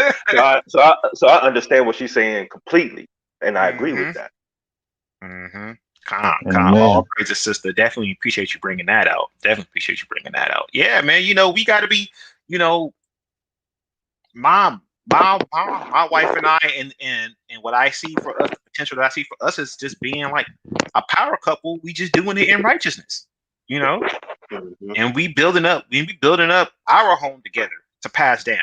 you know what I'm saying, to the next generation and so on, you know. So yeah, definitely. We Praise don't want God. to remove that away. We don't want to Praise it's God. like, you know, this is why I don't get about Israel sometimes, man, because you know, like, and it's gonna kind of bleed into another topics, but I'll touch it for a quick second. Only got one more clip left. Like, you know, we as Israel, man, like, we be trying to give too much to everybody else and we don't have any um the mindset of having self-preservation. Like, you know, we still just want to give it away. We want to give away the salvation. We want to give away this. We want to give away that. We want to go work for these people. We want to go do this. We want to do good. It's like, when are we gonna come back and say, hey, let's take this for ourselves?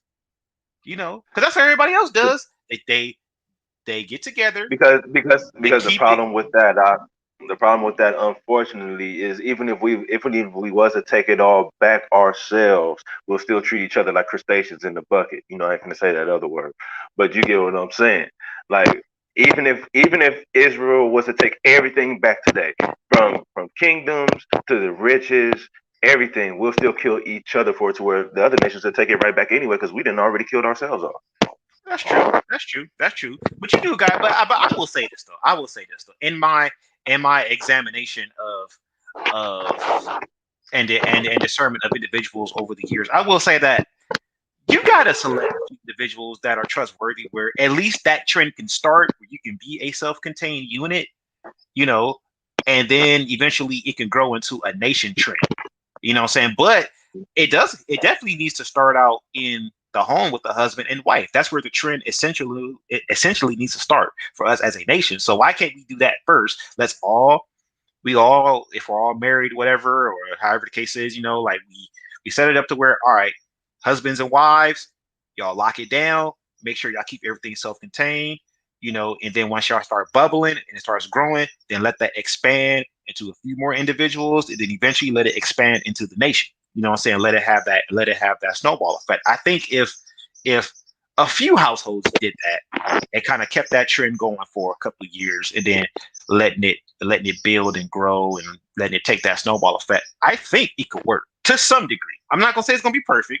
I'm not saying it's gonna be perfect, but I think that, with going back to what Joy said and going back to what Calavana said and what other brothers are saying, as far as, like, you know, hey, let a wife should work for her husband instead of working for somebody else. I think that's where it should start at. You know what I'm saying? It's definitely start at we building up things internally first, and then we kind of branch it out a little bit more as time goes on. And then by the time we branch it out, we don't mind if you take a little loss, whatever, or if you go help somebody out in their field. You know, say if Calavana's wife wants to come help me out in my field because he's already got his up to par, so now he's coming to help me out to bring me up to par, and then Right. moving on to the next one. You know what I'm saying? Like, I think if we did that, we could start having some forward progression in getting away from serving this other master, you know, and we being a self-contained unit. Yeah, look, to paraphrase what you saying, bro. Now, remember back in the days when we was young, we used to have this thing called neighborhood watch. Mm-hmm. If we apply that concept to Israel today, exactly what you're saying will work out, and it's that easy. But the problem is, Yeah. honestly, too many of us nowadays, just to be real, is too selfish, bro. Like how Yeah. everybody was saying earlier, it's a need for self. It's a need for self-containment, because all of us are consumers to a degree, but not too many of us have the fortitude to be the producers, because everybody got so used to consuming to where everything should be coming to them. They don't know how to fish for themselves, because everybody else been fishing for them. They've been going to P&G locking it down. You understand what I'm saying? You get my reference. But I'm just saying. Right. Yeah. Definitely, man. Definitely. Yeah, You that's know. Can I go ahead? Go ahead. no, I was gonna say that's powerful, man. You know, that's powerful, man. We have that's why I say we haven't fully come out of Babylon, man. We haven't come out yet. You know, we're still holding on to these things, man. And it's like, when you look at it, especially to the point the brother just made, is when you look at it, the main thing that Israel got in trouble for, or one of the main things that Israel got in trouble for, because we know they was out there going buck wild, but it was coveting the other nations, man. Wanting to be just like the other nations, you know. that covetous spirit, man, that covetous, I want this, I want that, you know, when we already got everything lined out for us, you know, it destroys us. It destroys us, and it destroys our communal. The Bible is a communal book, man. That's why when people say, you know, it's full of communism. That's basically what it is. Commune. We commune together. The people work together to build something. But I mean, it's just, you know, we're just in the wrong mind frame, I think, man. And it kills us. And I'm not even talking about people that's just in the book. I'm talking about just in general, like even people who Sunday Christians, you know, whatever, you know, because it's just wild. It's just wild how we are, man. But anyway, I'll yield. I'm starting to babble. I'll yield. All right, so let me go to this last clip, this last part of this clip real quick. Bring it back up. All right, so we're gonna be starting out at 38 minutes and 41 seconds, and we're just gonna go about 10 seconds on this clip. Okay, so let's go back over here. All right, so 38 minutes. All right, so I'll just start it out right here. All right, here we go. All right. Yeah, I just want to say shout out. We actually got a couple questions that's coming from the chat. We'll actually get to those in a minute. Let's go to Sister Joy. So Sister Joy, to you, any pressure of meeting the measuring stick of a Proverbs 31 woman? It's constant pressure. I mean, I love what this. Okay, so I want y'all to catch what she. It's just a real quick clip. So I want y'all to catch what she has said. Okay, so now if you listen, Sister Asante said that there is no pressure, right? With meeting the measuring stick of a Proverbs 31 woman, right? There's no pressure. When I bring it back to Sister Joy, she says that there's constant pressure. Okay, so we as men, when we hear these two things, they're obviously opposite. They're on, you know what I'm saying? Like, whereas you got one woman who's, hey, no sweat, no pressure. Other women may be like, there is some pressure, you know. So when there is pressure for a woman to meet the measuring stick for Proverbs 31, much like how there's pressure on us to be leaders, what should we do then as men to support these sisters in helping them meet that measuring stick? Let me go to Aramis. So Aramis, yeah, go ahead. I mean, encouragement. I mean, I would say that it kind of goes back to like what we was talking about, you know, as far as us leading. I mean, you gotta be dealing with somebody who's willing to be led. Same, I would say that same type of energy that has to go into them. Like you have to, motivate and encourage. You know, like you shouldn't. Just like I wouldn't want you to make things hard on me, I shouldn't make things hard on you. So I mean, to motivate, encourage, help them out when you can. Like you said, the first one said there was no pressure at all, and what she mentioned was, basically that her husband, lets her, be herself, and and helps her, encourages her. So I mean, I guess it goes to that, Okay. Vinny, what you got to say to that? Yeah, I would say the same thing, man. Encouragement, I would say study together, communication, and then also, don't oppress, don't put her in a position to where she's feel like she's being either disrespected or not being appreciated. I'm a big proponent of showing appreciation, every in every aspect of it. You know, you definitely appreciate. People work well with when they know that they're being appreciated. Just to add on to what the brother said, in addition, and I'll yield. All right, Calavana. Um, how can we support these sisters in helping them meet the measuring stick for Proverbs 31? Easy. Support them. It's just really that simple. Because when you support them, that what it comes to, and this is just my opinion, I can be wrong. Anybody can comment on this. Is that when it comes down to it, it's all insecurity. They wondering if they can do it and things like that. So you have to encourage them to say, Mm, "Hey, yeah, you can do it." You know what I'm saying? Because at the end of the day, what it really still boils down to is, do you have the willpower and the determination to do what it is that you say you want to do?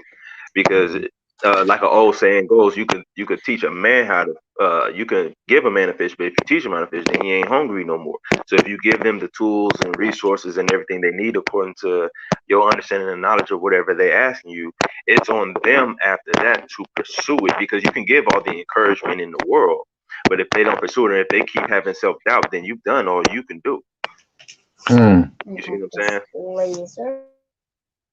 So it just becomes into a certain aspect. So, and then on top of that, sometimes you just simply have to be honest with a person.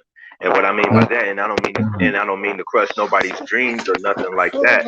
What I mean by that is, if just to use as some random example, I'm gonna just try to pull it off the top of my head. Like, if you run across a sister that uh or better yet, to use an example that Sister Shanti used, is that she can cook, but she ain't no chef.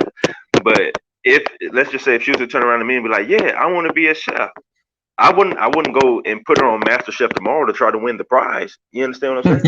Take some time, Yeah. learn it, and then if you see this is really for you, then pursue it. But until then, fall back, learn what you can, because sometimes when it comes to people, they'll say something that they want to do because it sounds good. Mm-hmm. But Mm, when it comes down to putting the boots to the ground and really doing it, then they see they ain't cut for that. Then what? And it's not that they failed. It's just that's not your strong suit. Your strong suit, like how she was saying, her strong suit may be building websites. Well, hey, there's a couple of Fortune 500 companies that I know that I can introduce you to. Now you got to show your work after that, or you can go down here to the city's chamber of commerce, meet these people who need this, put yourself out there. And that's the type of encouragement I'm talking about, outside of just you're strong, you're this, you're that. All of mm, that to me is flattery. Flattery ain't gonna get mm, you nowhere. Okay. And the problem with people, when they get that, they'll get prideful when they get all of this flattery, but not putting forth the works to master the craft that they say they want to partake in. Mm, mm, mm. Interesting. Yeah. So you're saying that, in other words, you got a lot of fire under their behind a little bit to kind of motivate them. That's how you support them. Just kind of push them, Yeah, give them a little push. yeah. Give them that push, and it's just that when it comes to that, sometimes, and then like I'm gonna just put this on myself because I know I have a bad habit of doing this. And Gabbar, you know me, so you can testify to this. Is that when people tell me that there's something that they want to do, sometimes I'm way more animated about it as far as what they want to do. That the way that I'm trying to push them and encouraging them, it seems like I'm badgering them, and it's like, no, I see it. I'm more passionate about what you want to do for you than you, Right. and I'm trying to mm, push you to do it. But now you being self-conscious and insecure about what I'm telling you, that now I push you to the point to where you don't want to do it because now it seems hard. And it's like, no, it's not hard. I'm giving you the A, B, mm, C, D of it. You just got to take the steps because nothing comes easy. Mm, Yeah. Yeah. Yeah. Yeah. So I definitely agree with that. You definitely gotta be supportive of your wife, even if it means giving them a little push.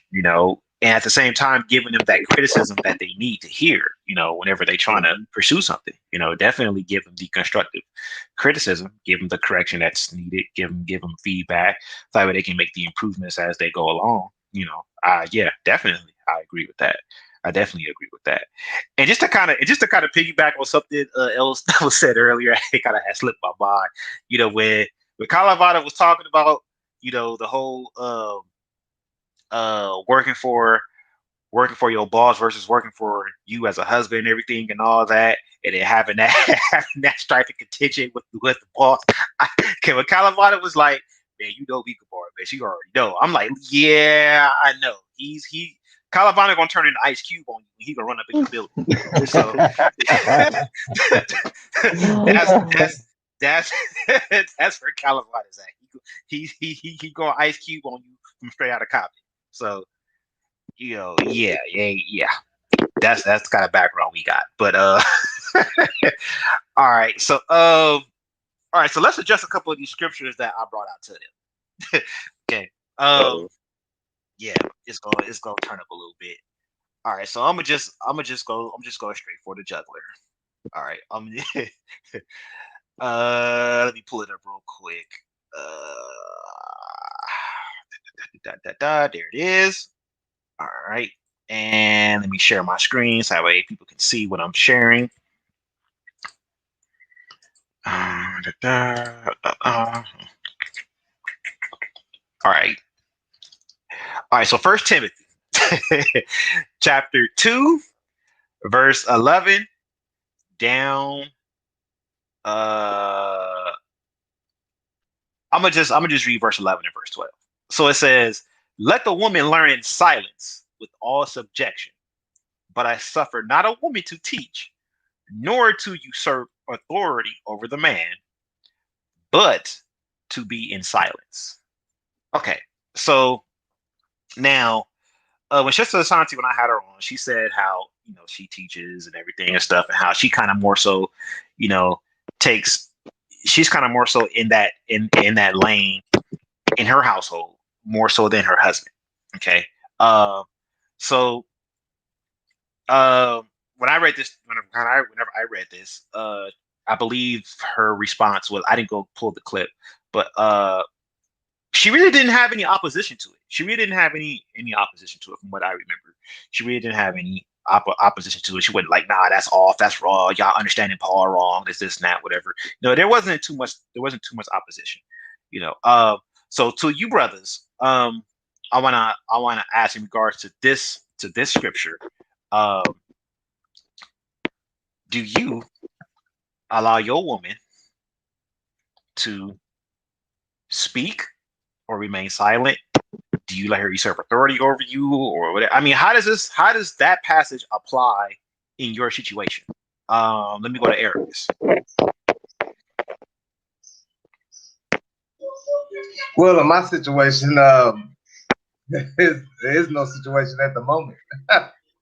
Well, if there was one, how would it apply?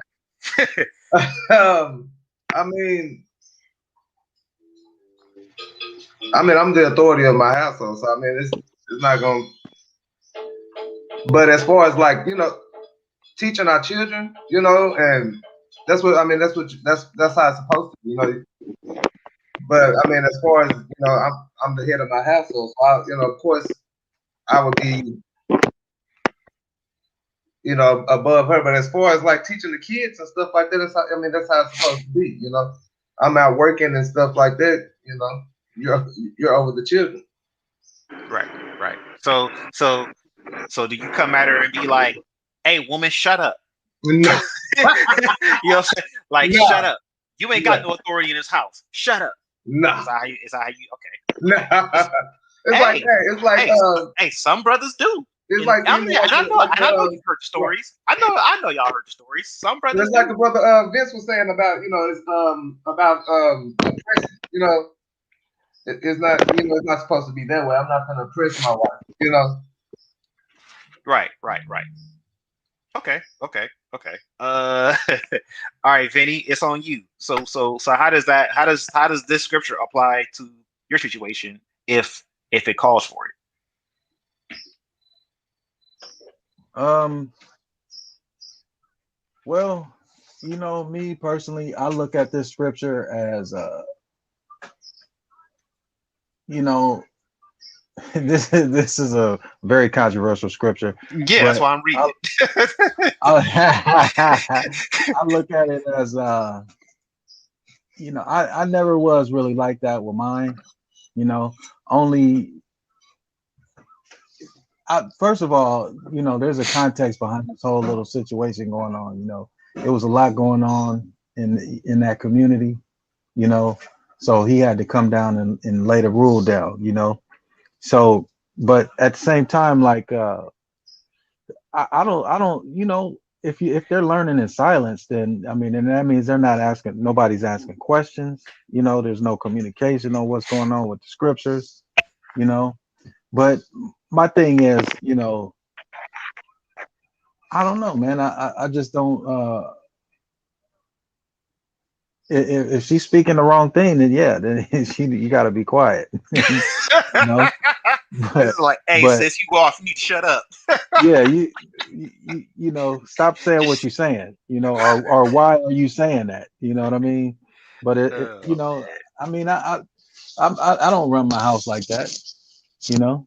I don't even look at it like that because if you're silent, you know, from the way most people view this scripture, I think is pretty oppressive. You know what I mean? Mm-hmm. So I think this was basically dealing with, you know, women in the church, and it was a lot of fornication going on, and you Mm-hmm. know, a whole lot of women trying to exert their authority over the men, and it was just all bad. So Paul had to really address it, how you know he had to put his foot down. So you know, but at the same time, I don't think there's, you know, because there are righteous women in the Bible who was talking, you know, Mm-hmm. they, Right. you know, but I mean, but they were also humble at the same time. So I don't really think that this text is really, you know, telling women that they can't talk at all. You know, it was just a certain type of woman that he was dealing with, or a certain type of issue that was going on. So that, I mean, that's my deal with that. But you know, no, I don't want my woman to learn in silence. You know, you're going to listen to this. This is what it says, and that's what you say. You know what I'm saying? If I tell you something, I want you to go study it and then come back to me. Let's talk about it. You know what I'm saying? Because you might open my eyes up to something that I might be missing. You know, so you know, yeah. But if you're not be if you're not going to be in the scriptures, and you know, like say for instance, you just want somebody to tell you what to do, then yeah, by all means, sit there and be quiet and listen and do it. You know, but you know, because I mean, I'm serious. I know a lot of people that's that just, you know, they want to be led like that.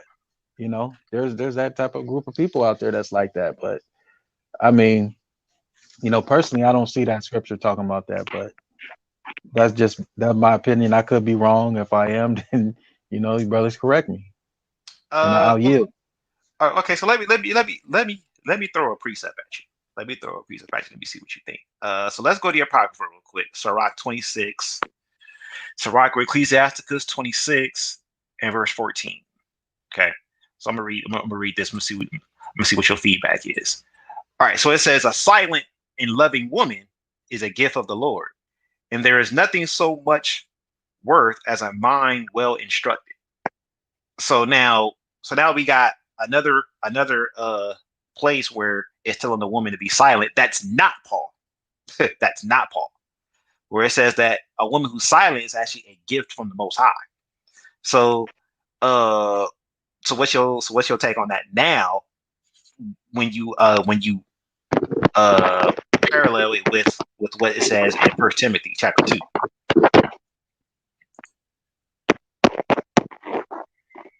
I'll go back. I'll turn back over to you, Vinny. Vinny, you there?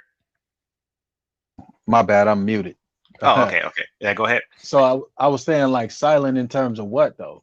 Because I mean, how can she be silent? Like if you're learning and you have a question, you know, you can't ask no questions. You know what I'm saying? So I think it's a context that's going on. You know what I mean? Mm-hmm. So you know, like of course you're the man is supposed to be the teacher. I believe that, right? And I also Mm-hmm. believe in the numbers. What is it? Numbers 30, where you Right. know once you take on a head, then you take on a head. You know, there's that subjectivity that everybody has to go under. You know what I'm saying? But at the same Interesting. time, I think that this scripture, I don't think that that's saying that, you know, they really got to be, you know, you can't talk, you know, you can't do nothing. Because I mean, if you got a question, then you got to ask your question, you All know. right. So I mean, I think that this just a level of context. Like, yeah, you know, there's certain instances where yeah, you need to be quiet, you know. But this is just like me. There's certain instances when I'm amongst leadership where, you know, that I can't just come in there spouting off at the mouth. I got to be quiet too. You know what I'm saying? Or even with elders, you know. But I think it depends on this. It really just depends on the situation that's going on at that time. You know what I'm saying? If that makes sense. Okay, nah, I hear what you're saying. I hear what you're saying. It's more like a, I mean, yeah, in certain scenarios, a woman should remain silent, Right. but she's not to be a mute box. She needs to Yeah. respond when prompted to respond. You know, yeah. I mean, like I'm just trying to Yeah. walk it through, So Or even if saying you, like, or even if they have a and let me question. and let me make Hmm. one thing clear. When I say the word Hmm. prompting, that you guys, for those of you who don't know, I work in the field of applied behavior analysis. So my insight on the word prompt might be a little bit different Hmm. from someone else, because a prompt is not necessarily telling someone to do something verbal. Okay. Hmm. Uh what is it's when I'm a prompt in my field isn't actually necessarily verbal. Sometimes it's nonverbal. You have nonverbal prompts Hmm. like pointing or giving a gesture, or even just giving an eyeball gaze at something, Hmm. like where it's just kind of like you're just kind of like, or it's kind of like an indirect prompt where it's like you ask a question and it prompts the individual to answer the question. You know what I'm saying? So Hmm. so I don't want people to take the word prompt from it, because man, like Calavan, I said it earlier, man, just Israel will get too deep into words and will like. And one thing I've learned about being in this walk, man, is that when you come into this truth, man, like people's ears get really sensitive to what's being Yeah. said. Right. They get real sensitive. So You're right. um And it's a lot. so It's basically definitely a lot of trigger words out there too. yeah, a You lot of know, trigger words, a lot of trigger like words. submit, like Aramis brought up Right. Oh earlier. yeah. he says oh, he But says oh, he says he's damn near like a curse word. yeah, So but it also goes into like I think that like this passage is like mhm. dealing with contentious people, you know, contentious women, you know, who like the brother Calavana said, probably not in this instance, but you know, or was it was it brother Aramis who was talking about people listen to argue with you or something like that. They're not really Mhm. listening to hear the matter. You know what I'm saying? And it's like, you know, because it's a lot of places in the scripture that also say, you know, understand the matter and then, you know, chime into it. You know what I'm saying? So I think it's dealing with like a certain type of a woman, or even a certain type of person at that matter, who you're not really listening. You know what I'm saying? But Mhm. you know, it's just contentious all the time or whatever. You know. So Okay. Okay. Okay. All right. Let me pass it on to Calavana. yeah, He been yeah. kind of quiet for a minute. He been kind of quiet. All right. So Calavana, when that scripture comes up, how does it apply to your situation if it does? Let's see here. Okay, when it comes to that, like when I see the whole thing about woman learning silence with all subjection, uh like I don't feel that it's a complete thing of a shut up, but it's a thing of pay attention. You understand me? So Okay. it's just like school. When a teacher's teaching, you can't learn nothing if you're saying something. You feel what I'm saying? Right. So Right. it's listen to the lesson, review it. If you got any questions about that, of course, feel free to ask questions. You got every right to. But in the middle of it, nah, because like how y'all was saying, there's trigger words. Somebody will hear something in the trigger word and then they be quickly prompted to respond, but not knowing that the next thing that this person is going to say is going to answer what they was already finna pop up at the mouth about. You get what I'm saying? Mm-hmm. Mm-hmm. It's Yeah, just they won't withhold what they feel, because once that trigger word hit, they was ready to run off at the mouth with it.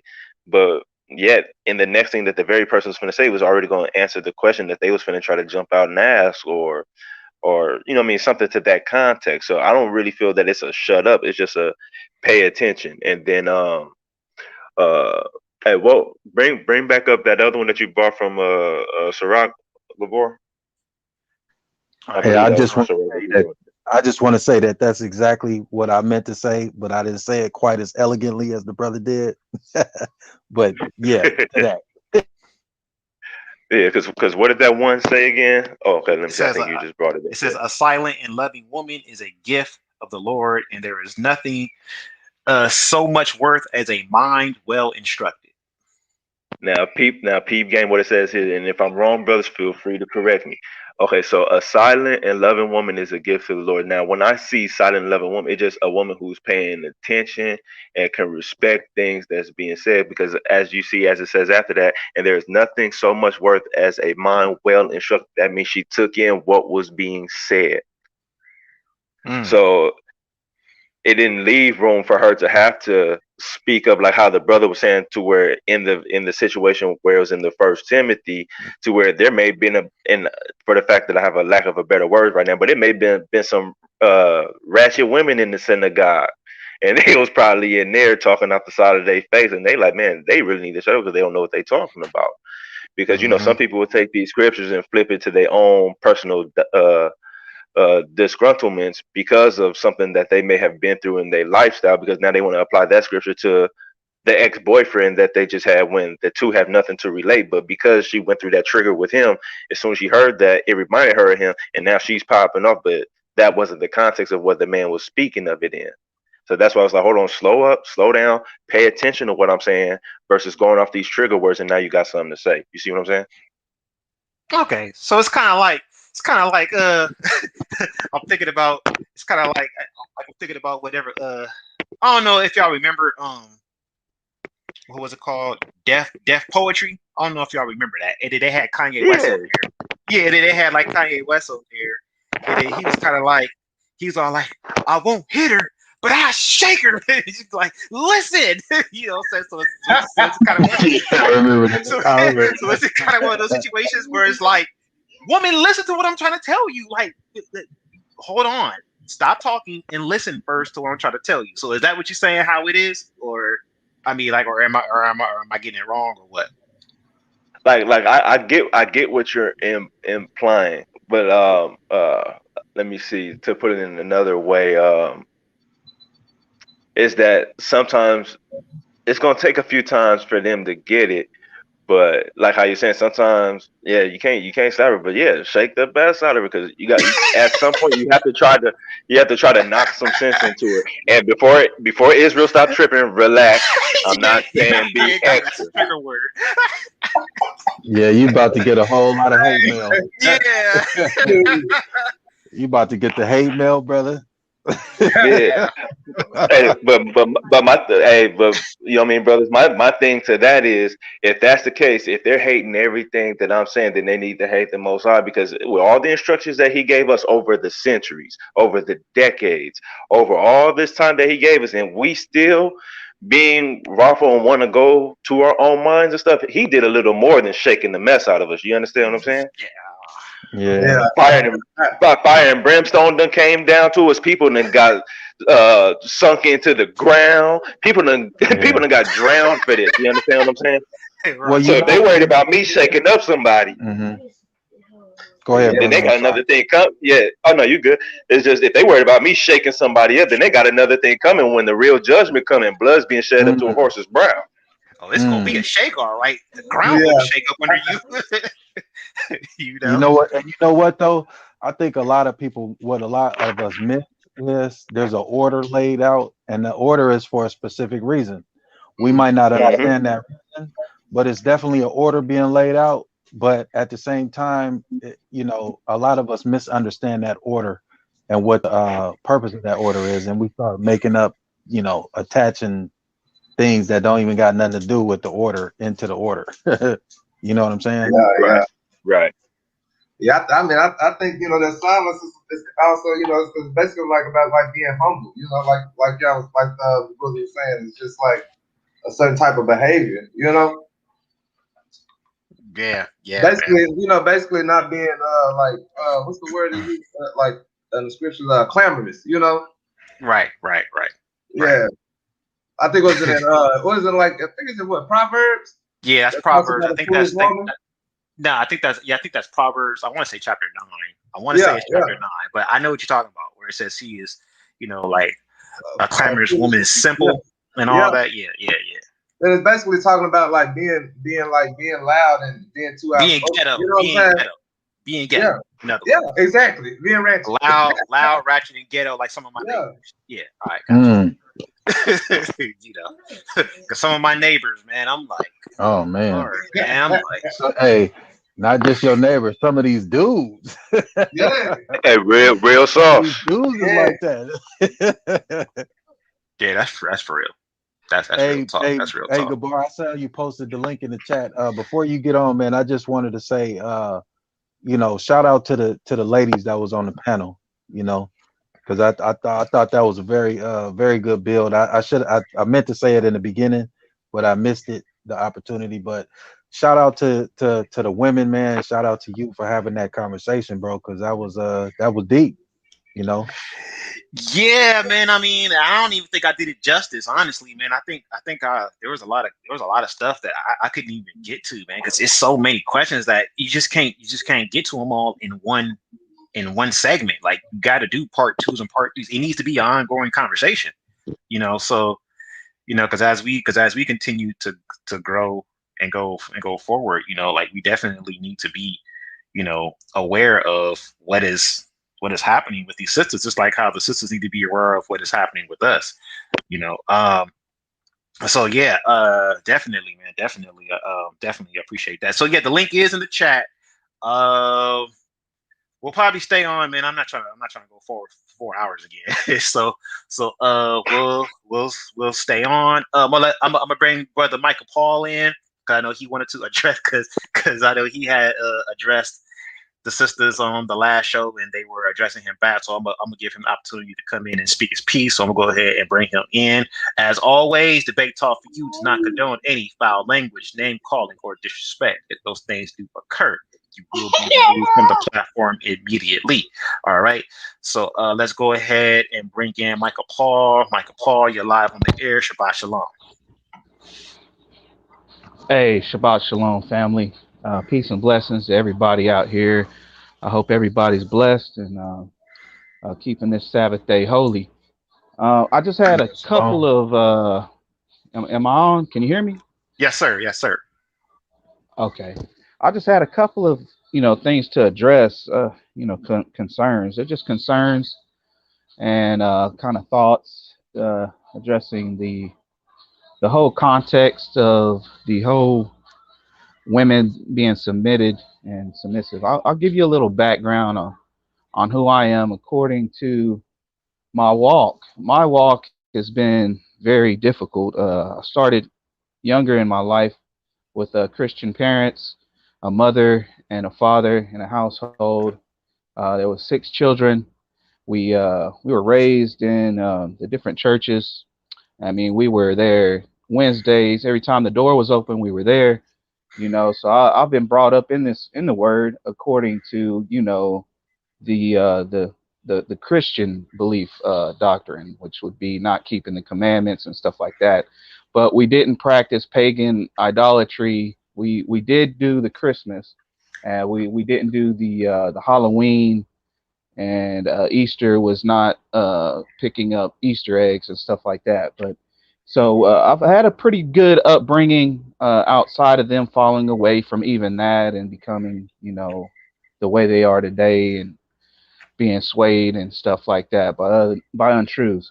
But so I have came into the walk in my own time, and I had tried. I was like Jonah trying to run away from God and trying to go my own path and thinking that I was a gangster and a drug dealer and all these things. So at one point in time, I had a girlfriend. I got her pregnant, and then I decided, I got to be a man now. I got to step up. I have to change my lifestyle, stop doing the drugs, stop selling drugs, stop being a liar and a thief and things like that. So I was like, okay, my parents had led me in a path that I saw to try to continue in, and I praise God for that. That they at least instilled in me some type of seed that was nurtured along the way. Even though I was in, all kind of wickedness and darkness, I was still able to find my way out and navigate through that. So when I had my son, I went to a barbecue one Sunday, and a close relative to the family showed up there and said, "I've been having all these dreams about you, Micah. There's God has showed me a vision in my dream to tell you that He's called to you two times, and this is going to be the last time to pick up this word and do His ministry." So I was like, I was taken by that, really. And I went to my wife then. We had gotten married after having my first son. We got married because in the so-called Christian church and all this. And I was like, I was trying to live right, and then that word got put on my ear and placed in my heart. And I told my wife, I said, "Hey, come hear this. Come hear what she has spoken to me." And she didn't want to believe it. She's like, "Who is this woman? I don't know her. This is the first time ever meeting her, and I don't believe a word she's saying." So instant, instant, brick wall was placed up between her and what was being said, and my wife, and all these things. So I was like, "Oh, this is it. What am I going to choose? What's my path? Am I going to just continue in living with the way we have been doing? I've been running around the countryside, all these different churches, trying to get, guidance. I'm driving for miles every Sunday, trying to find some truth, going in and out of these church buildings. And sooner or later, I ran into a few brothers that was, dressed kind of different. They were dressed different. They were speaking boldly out of their mouth, with a real conviction of what they were saying. And I was like, well, I gotta find this man. I gotta seek this man out. This sounds like something I need. And everybody that looked at the man thought he was a Muslim, but I was like, no, I gotta find this. I gotta see what this man's talking about. So I found a man. God led me to this man, and we started talking about the scripture, and he said, yeah, it's Yeshua, it's Jesus. So I was like, oh, okay, yeah, good. I'm glad, God led me to you. Now we can start this work. So I started working in the ministry. We're in the streets, we're preaching, we're teaching. We're turning away from, I was turning away from everything: cigarettes, alcohol. I was throwing it down. I was casting it down. I was telling my wife, no, this is not going to be in my house. We're not going to do this. We're not going to do this. And of course, through her spirit, she opposed me. And ultimately, to make it short, she left. She left. She found another man. While we're still married now, mind you, and she had kids with another man while we're still married, and going in and out of the courts fighting for my children, and these things happen. So from that being said, uh, I have a very, very strict and stern, my eyes are not darkened. Okay. And I'm not afraid to speak what thus saith the Lord. And I'm convicted to speak the truth and not add to nor take away from his word. Now, I might get some things misconstrued, but I'll pray about it, and God will reveal the truth. And then I will come back and I will repent, and I will apologize to whoever I've spoken that to. So I know the order of things. And so I'm not trying to be, I've been called a misogynist or whatever they want to call me, and I have to, turn around and tell them, well, you're a misandrist. These women that say that I hate women. No, you hate men. And so I battle like that, and I stay in the word to strengthen myself against the attacks that come when people don't want to submit. And we submit as men of God, as servants. We have submitted to this word. I mean, it's hard to do. We see the pleasures in the world, the lust of the eyes, the pride of life. We see these things, but we deny these things because we know the reward is the kingdom. So we seek the reward in the kingdom of Yah. So Amen. we suffer, we cry out, we hit our knees, we prostrate, we fast, we get beat up, we get lashed out by people in the community. They hate us. They carve profanities in our paint jobs and on our cars. They throw a urine at us when we're preaching. We come at us with knives. We've been really traumatized, especially in the community I live in, by these haters of God and haters of God's truth. And I'm not here to press it upon anybody to do anything according to what I'm saying, but according to this scripture, we have to obey it if we're walking this walk. And so the issue that was came up, according to last Shabbat's Sabbath meal, it was submitting and doing those things that we are called to do, and the order of the household and the order of the kingdom ultimately. And we know that it's God, man, Yeshua, God, excuse me, God, Yeshua, man, woman, and children. This is what we have the order to be in, and so we need to follow that. And I don't understand why there is so much emphasis put on the women to stand up and be heard this day and age. Women, you got to understand that the men, especially the ones in this walk, are heavily attacked. We are heavily persecuted. We are heavily slandered. There's not one that stands up for us and what we are doing right now, because we are been put into a category of and I hate to say it, but this is what Joy had spoke, barking orders. Like we're barking. We're these loud animals. And raw, raw, raw, raw, raw, raw, raw, raw. We have been given these deep voices. We have been given this brawn and this strength, okay, in our bodies to stand firm and build this kingdom. It's a difficult task. If it was upon me and my choice, I would prefer to sit home and enjoy the comforts of home. Okay, but God didn't see fit to allow me to be that way. Okay, so I have to be out in the world and I have to build with my hands and I have to hurt my back and I have to pick up laborious burdens and throw them on my back like a mule. And women today, they don't want to enjoy what man is able to provide. They think they're oppressed. They think they're enslaved and snared and trapped to do this. But there is none that doeth these things. There's none that doeth this. I don't see it if in the men on the panel. If you brothers have a good woman, praise Yah.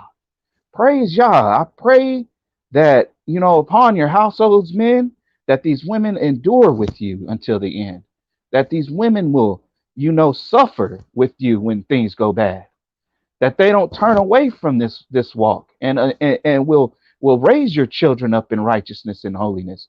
I pray that upon the brothers here. For this is very difficult. I'll read a scripture real quick in Galatians 4 and verse 12. It says, "Brethren, I beseech you, be as I am, for I am as ye are. Ye have not injured me at all, me at all." That's Yeshua speaking, I believe, or some kind of context of how he was in that day and time. And I know him to be a single man. He was by himself. He was always going out by himself to pray, to get closer to God and to be out there in the wilderness by himself. You see, it's a wonderful thing to have a wife. I've been by myself 6 years now. I pray to God. Maybe it's because I asked amiss and he hasn't sent me a wife.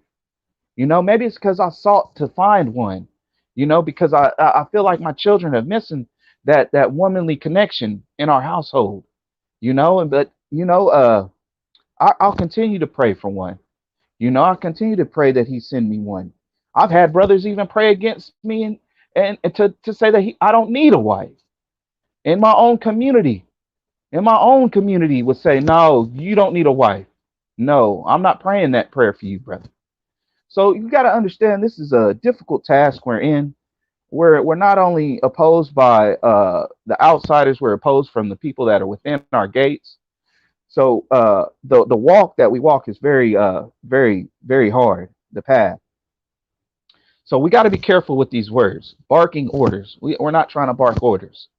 We're trying to live righteous and holiness. The things that we say are heavily scrutinized. You spoke of trigger words. Trigger words are very dangerous. This is very dangerous, the day and age we live in. Brothers can say Very. one thing, and can get misconstrued. That's why we always put this stuff on tape. We're always recording what we say. We're always trying to give an account and have a witness to what we have done, because the accusers will come and they will have a mouthpiece to resist what you're saying and to refute what you're saying and to say that you have spoken lies. So this is where you have to be very careful. The women need to be very guarded in who they're around and the jobs, because they are not your friends.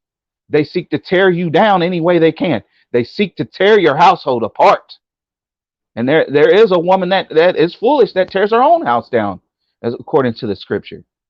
So, but especially with the women in the workforce today, especially with the women in the workforce, there's a man there at that job that's seeking to take your wife.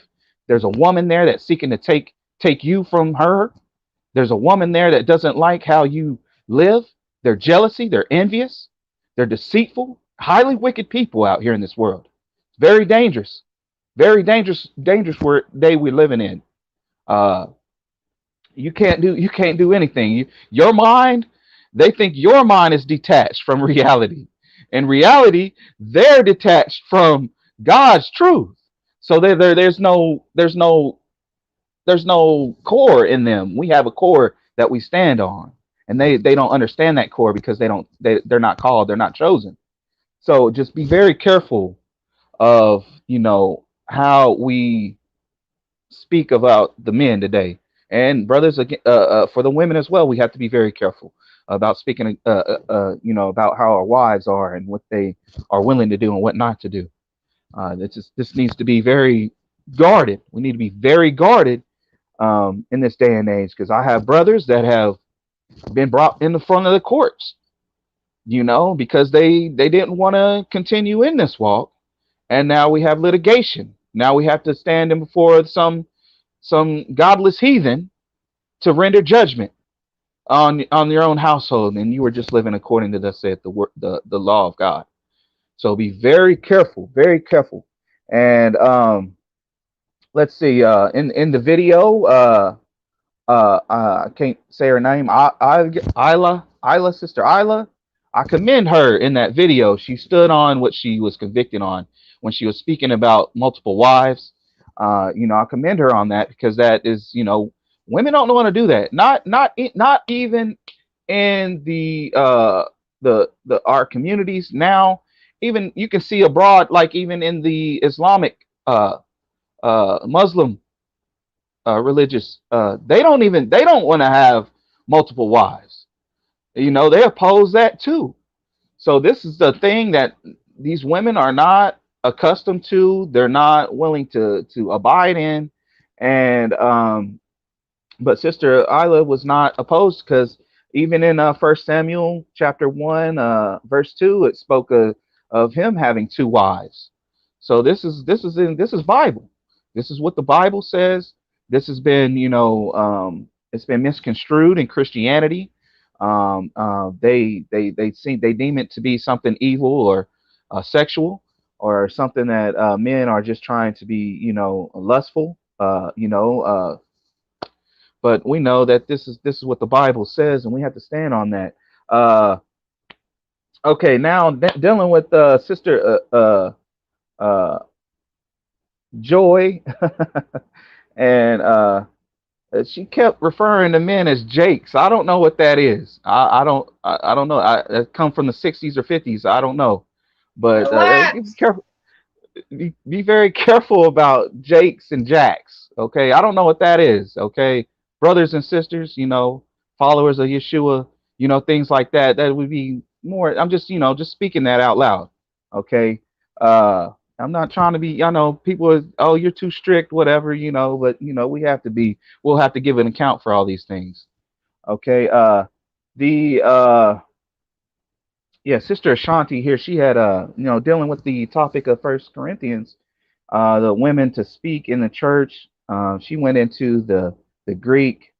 Uh, she tried to, what way I see it, she was trying to press her own lifestyle into that scripture, and we have to be very careful. I mean, just as she tried to say this is her opinion, but even our opinions matter to people, to young people, young brothers and young sisters that are new into this walk, are looking at Sister Ashanti, they're looking at Sister Lila, they're looking at Sister Joy here, and they are, you know, on their every syllable. They're listening to every syllable, every utterance, every demeanor in our our videos, our animation.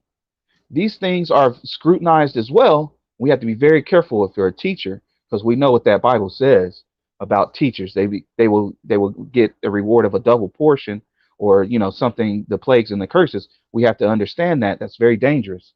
So we have to be we're going to be held accountable, uh, for misleading or misguiding or speaking in error. So we have to be humble enough to come and be reproved, be corrected, and repent of those things.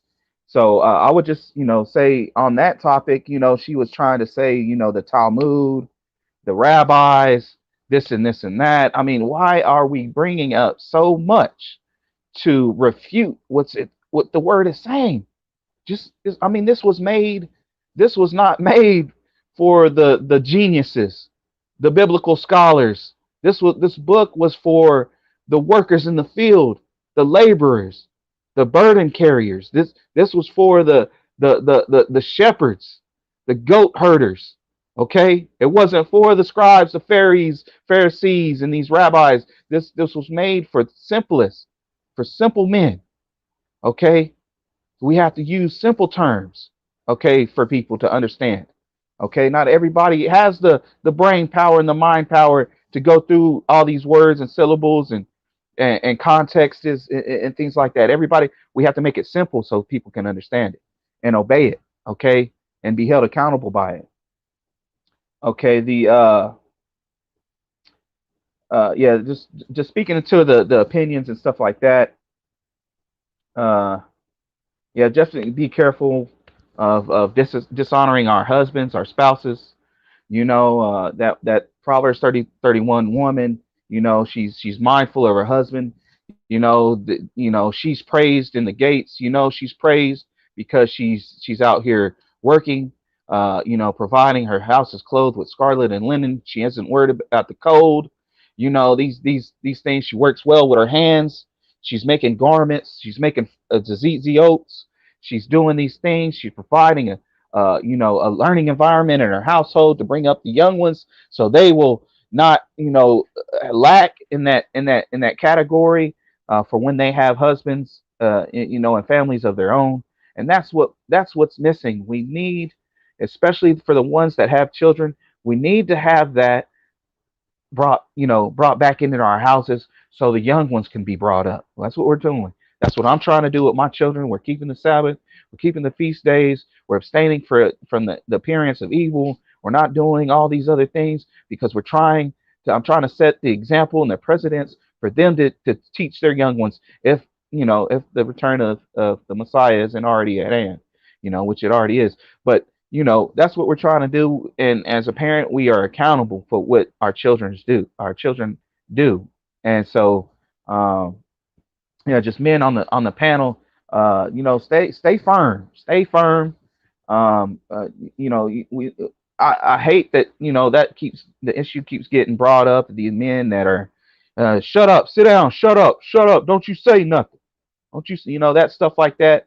You know, uh, some men, they might do that, but we need to definitely try to stop referencing us as in that way, You see what I'm saying? That stuff it's ugly. It's like you're giving ammunition to the enemy, you know. And we need to help those brothers and allow them that they're reflecting on all of us. You know, we got to understand there's a major attack on the Israelite community right now. Even in Israel, there's a lot of them being kicked out of the country. You know, Yahoo has made orders. The Congress, the court there, the Israeli court there has sent out orders to kick people out because they see the awakening on us and on the chosen people, and we're wanting to return to Israel. We want our land back. We want our land back, and they're trying to stop it ahead of time. So we have to be very prepared to defend what God has given us, and He's given us an eye to see and an ear to hear. That's what He's given us, and He's opened our minds up to this truth. So I mean, I can keep going on and on. But that's where I'll stop at. You know, we could, you know, we just need to, you know, be very careful. That's just a warning I have for everybody. We have to be very careful. We don't know who's watching. We don't know what's going to happen. You know, we don't know who our enemies are. We think everybody's just, you know, we're all willy nilly and trying to get along, but you know, we got to be very, very careful. But I'll fall back. Praise God. Thank you, brother, for letting me on. Sisters Shanti, Sister Joy, I love you. Thank you for all the good witness and testimony that you have given and to stand up, you know, to be heard, because you know, we do need that insight from the women today as well, but we definitely need our men to stand up and take that position that's that burdening position that we're in to be providers once again, and to take care of the labors that are before us, and labor out here and toil in the sun, and provide our women a place of refuge to be protected from these outsiders that are trying to come in. And you know, because in the Islamic community, they don't even they don't, you know, they don't date outside of, if you're not a Muslim, you can't talk to a Muslim woman. You know that even in the Jewish community, if you're not, you know, if you don't have this paper, if you don't, you know, you can't talk to our women. You see, so they're very heavily guarded communities. They have their own communities. They're guarded. I've been brought up that way, and that's how we need to start doing. Need to even start preparing our children, you know, to start looking for suitable suitors for our sons and our daughters, preparing for them to find a godly woman and a godly man that keeps and observes Torah. We need to start thinking, you know, ahead of in advance, to go ahead and thinking of having our, you know, already setting up somebody who's willing to do that for our children to have spouses and stuff, because it's very difficult. But praise the Most High. Happy Sabbath to everybody. All right, all right. Hey, Happy Michael, Sabbath, bro. yeah. First thing I want to say is, man, when I get that salt and pepper in my beard, I hope it looks like yours. You know, because you got it looking real fresh and real clean. I'm like, oh man, I hope mine stays like that when I get older, man. I start getting more and more grays. And actually, Sister Joy, she is tuning in. She said, all praises to this brother. Us women need to hear this. So she's definitely showing you some love.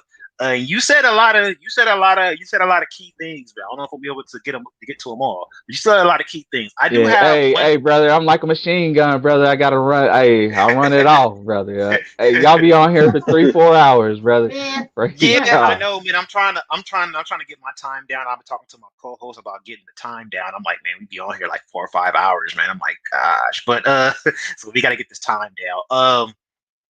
One question I have for you. You spoke to the, I'll label it as the stigmatism that's among us as a people today. You know, with the conduct and the behavior that is seen by individuals from Israelite men when they go on YouTube, so on and so forth. It's just what they're introduced to versus seeing the other side, like what we have going on here, you know, having these panel discussions and people who are a little bit more mild and in terms of the approach and everything and stuff. So, uh, do you think that the stigmatism on us as men, as Israelite men, is what causes the women to react to us in the way that they do, in terms of feeling like they're having art, they're feeling like they're being barked at, or things of that nature? Do you think that it's due to the stigmatism, or is it more of a reality of, no, this is what they're really doing? I will say, brother, that is exactly what it is. It's a stigmatism, as well as the culture that we live in today has already put a label on who we are. They call Hmm. us racist. They call us this. They're haters. They're against these people. They're against women. They're against LGBTQ. They're against this. They're against. So we have automatically been put in a category of these angry haters. They just hate everybody. If you're not one of them, they just hate you and stuff like that. So, and not only that, it's just the upbringing that the women have today. They're just, you know, I hate to reference that woman, Beyonce. She's put all that stuff out there. Who runs the world, girls, and all these things. And I'm an independent woman, and I don't want no scrubs. TLC started all this stuff. If we're not up to their standard, according to all these other people that have already laid the foundation of what these men are supposed to be, and what a man's supposed to act like, and what he's supposed to sound like. And because they'll try to take your voice from you. They don't want you to have a deep voice. They want you, hey, have some little sweet little voice, soft and serene. And they don't want you to have that beard. They say, I don't want no man with no straggly beard. They don't want no man this way and that way. And it's only because of society, the society, Western culture that we live in, has implanted it in their brain and through their eyes and through their hearing to to distance themselves from any man that's not, wearing the Nikes, wearing the fitted cap, got the shaven face, that's got the Gucci mane playing in the background, and at the club doing the two step or whatever. That's what this culture and the Western society has influenced our women to look for. They're not looking for that man that's in the street with a Bible. They're not looking for that man. And if that man starts yelling at me, girl, that ain't, I'm gonna curse him out. They'll start cursing at you. I've had women at, I'm here in Knoxville. They got the UT Lady Vols. I was standing out there. I was preaching against them women, them big, tall, 6'4" women. Yeah, I was looking up at them like, no, see, y'all got a lesbian spirit on y'all. You know, oh, they was hating me. Oh, it was like the whole team was on me by myself, and I had my little children out there that night, and they were cursing at me. I was like, no, y'all got a lesbian spirit. That stuff is lesbianism. Y'all out here looking like men. What's going on in those little those dorm rooms. I rebuke that. And they're just attacking because they're those women there have been already bred to be like the man. They're trying to do those things which men do. And, they're trying to achieve everything the man has. They want that status of a man. And that's what I'm opposed to. That's what my core is against. My values are against that. I'm looking for that woman who has a blushing cheek, who has when you speak to her, she kind of looks down and gazes like, has that innocence, like, oh, this man is talking to me. Like, I mean, I've tried to approach Muslim women before, and I can hardly even talk to one. If they got the hijab on, walking around in the Walmart or wherever, that, oh, no, no, no, and then and they'll walk away because they've been taught in a way to not address a man. And that's nothing wrong. That's nothing negative. That's something good. Maybe that man has a evil inclination to do against you. Maybe you shouldn't be standing up in the man's face like that. It's dangerous. There's people that You can be walking down the street by yourself, and a man, say, "Oh yeah, I'm your Uber," and they hop in, and then they take that woman and go rape her, and then throw her out in the lake somewhere. This is very dangerous times we're living in, so you got to be very careful. The women should be looking for that man wearing that garment. That's the man they should be looking for. It might, maybe he's not, maybe he is not who he say he is. Who knows? But you might need to seek it out. They don't seek out the matter. They already have the opinion. They don't want to get to know us. They don't listen to our videos. They don't try to seek us out on a personal level. The only thing they hear is why we're so angry, why we oppose this, why we don't do this. That's all they want to hear. That's all they hear. And because I have to go to the school education board, I've stood before them many times. Why don't we just get rid of this Christmas holiday, this Xmas? I said, why don't we get rid of this Easter and this Halloween? Let's take that out of these schools. You see? And they, oh no, what is this man saying? Because this is where I'm at with these people. Why do we have this in our teaching our children this? It's a waste of time. This is your agenda that you're pushing on all these children. And the children, I'm telling the people, there's Muslims in this school system. There's other beliefs. There's Hindus.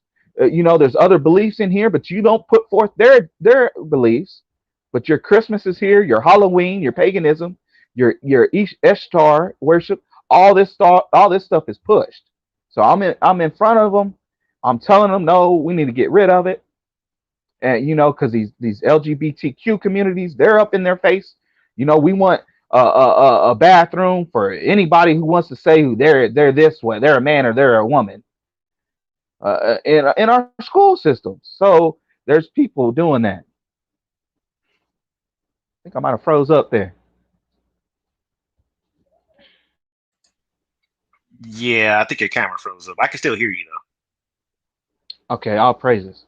Yeah, so that's pretty much it. Gabbar there. That's the issue we're facing as men right now. And I mean, I've been on the dating sites, y'all singles and stuff like that. And I'm shocked too. Y'all singles are still around. You laughing. I didn't even know that was still around. Wow. Okay. But you see sisters on there, and you see what they're asking for and what they're looking for, and some of them, they got their parents on there, looking for a suitor for their daughter, and it's like, oh wow, that's the way we have to be. We have to be in front of our daughters, we got to be petitioning for our sons, to get this stigma out of our midst and have our own communities to gather relationships and have relationships and to have marriages. Mm-hmm. I agree. I mean, man, you saying a lot, man. You saying a lot. Let me turn it over to any of the other panelists. If they got anything that they want to respond to what you were saying. You brothers got anything that you guys want to address, respond to, piggyback off of? Yeah, I just want to say one thing. I agree with your brother Micah, but I also want to let you know, Jake, when she was calling them Jakes, she's just basically calling them descendants of Jacob. That's what Jake means. That's a new term. It's not a new term, man. That term been around for as far as like in the truth, it's been around for a while. Yeah. As far as like if you know you Hebrew, and it's really a One West term.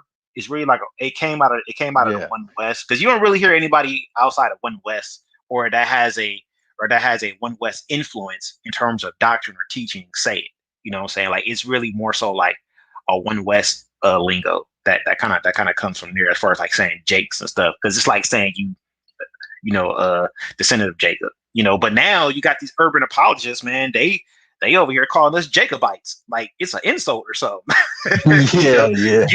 You're not an Israelite, you're a Jacobite, so they don't want to call us Israel. They'll just say that we're Jacobites instead. So they don't want to say that we princes of the power. They don't want to say that. They don't want to say that. So they say, nah, you just supplant. So All right. Anybody else? Because we got a couple of people in the back that I'm gonna bring on. Calavana, Aramis, anything that you guys wanna add? Hey, yeah, I'm gonna let you know. I'm gonna have to go ahead and get up off here. I gotta get my son ready. He in here. Okay. Yeah. Peace, bro. Now, well, I definitely appreciate you coming on, man. I know you on your phone, and you gotta get to your families and everything. And I don't plan to be on here too much longer anyway. So I'm gonna just try to get these people in the back to come on, and then we'll go ahead and shut it down. So definitely appreciate you Yeah, coming on, shalom man. to you, bro. Shalom, man. I enjoyed y'all, man. Yeah, definitely appreciate you coming on, man. We Likewise. definitely gotta have you back on, man. For sure. All right, Doc, shalom. Well, All right, so let me get him off of here real quick. All right, so Calavana, anything that you want to add? Yeah, I'm gonna just make it real quick, and it was something both you and Micah had touched on about the stigmatism. Is because see, I used to run into that a lot at my job when I used to really speak to everybody, kind of when I had first got there. Because when I get there, and then the religion or spiritual talks come about, and I give them my perspective, you know what I mean? And then especially like, sometimes I walk in there with the fringes on and stuff like that, so that they'll get into that. But then when I speak to them, and then after we have a dialogue for a certain amount of time, come to find out, they be like, man, and you know what I mean, you say you're a Hebrew or you're an Israelite and you're things like that. And I'm like, yeah. They be like, but why you don't come at me like those dudes on YouTube that they be coming all extra out and violent? I'm like, hey, they just have their way of talking to you. I have my way of talking to you. Because when it comes to that, then they be like, man, these dudes be evil and stuff like that. I'm like, no, they're not evil. How their approach to you just may be a little different than mine, but we're saying almost the same thing for the most part. But it's just they see a difference in the discernment of how the talks go, because they already, as the brother said, they already think that we're full of violence, that basically we coming to kill. And it's like, yeah, we ain't trying to kill you physically, but on some spiritual stuff, we swinging our swords, and if you get cut, you get cut. But I end up, I'm not gonna say converting people and stuff like that. I'm not gonna say that, but a lot of the people that I work with, because it's a lot of Muslims in there, different types of Arabian walks of life, Ethiopians and stuff like that. They turn around and was like, "Man, I used to hate the Hebrews and stuff like that, but with you, you know what I mean? Like, if something was to ever happen to you, we'll go to war for you," type thing. So sometimes it just depends. Like, they have to get it in their face, because it's all perception when it comes to platforms, even whether it's like this or YouTube and stuff like that, and the mind state and the spirit that they was in as they were watching it. But when they in your face, it can be a completely different thing, especially with sometimes how you come at them.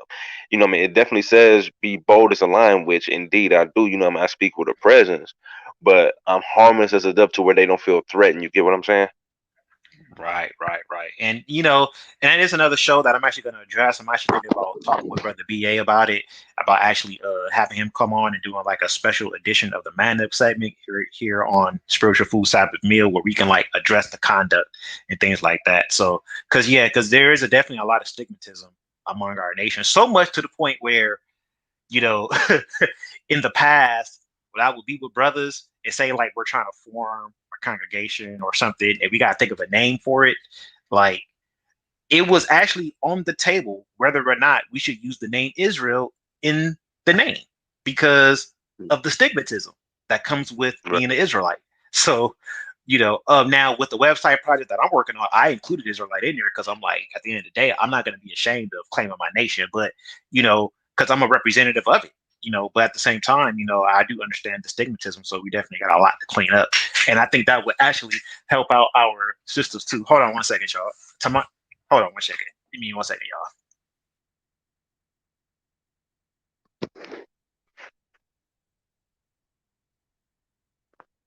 Well, while Gabbar is handling what he got to handle, I definitely understand what he's saying when it comes to the stigmatism and stuff like that. It's just basically that when people start to hear about us and things of that nature, as even brother Michael said, is that we're already labeled a hate group. We're already labeled these type of people are misogynists and things like that, when actually it's the opposite. But it's for the fact that, say for instance, like how nowadays how it said the sour will become sweet and things like that. That's how the world is taking it. And even though we're trying to be sweet to them, but being forceful, they take it as sour and hateful because it goes against the agenda of what today's society presents. Right. So it's just about finding that balance, man. You know, you really got to find this balance because we still want to maintain our authority. We don't want to become soft. You know, we definitely want to maintain it, you know, but it's just finding that balance, man. But yeah, definitely appreciate Michael Paul, man, for bringing all that out, man. And, you know, and as you see, I'll put it up again, you know, the sister Joy's tuned it and she definitely appreciated it. So definitely appreciate Michael Paul for coming on and sharing that. And I might have to get with you on the back end because when I do this, when I bring the men and the women back, yeah, I may need to have you on that panel for that discussion. So definitely, Michael Paul, I'll be in contact with you about that. Let me go ahead and get this last person on here. All right, Michael Paul, different picture coming on. Shabbat shalom. Let me get the last person on here real quick. All right, we got Elder Yara. Shabbat shalom, Shabbat shalom. Yeah, Shabbat shalom, family. Peace to the panel. And it's been a while. Yeah, it's been a while, man. Peace, Elder. Peace, Vinny. Shalom. Yeah, I just you know, I'm enjoying the conversation on Shabbat, taking my rest, listening to you, brother. So I appreciate you being on. And I wanted to talk about, again, just touch on a little bit of women being silent. You know, that's something that, you know, I've dealt with and I've taught for a number of years about how that when we go into the scriptures and when it talks about, especially in Timothy, when Paul is writing to him in his letter to Timothy, that he's saying women, you know, be silent and learn from home, and that we understand also there has to be a cultural context along with the text that we read, and oftentimes we miss the cultural context. As we're doing, we have to understand that Timothy was a young quote unquote pastor or shepherd, right? So Paul is teaching him how to deal with things, you know, as a young man, right? He's teaching him how to deal with people that are older than him in the congregation. And so a lot of things that were going on, Timothy need a lot of instruction with.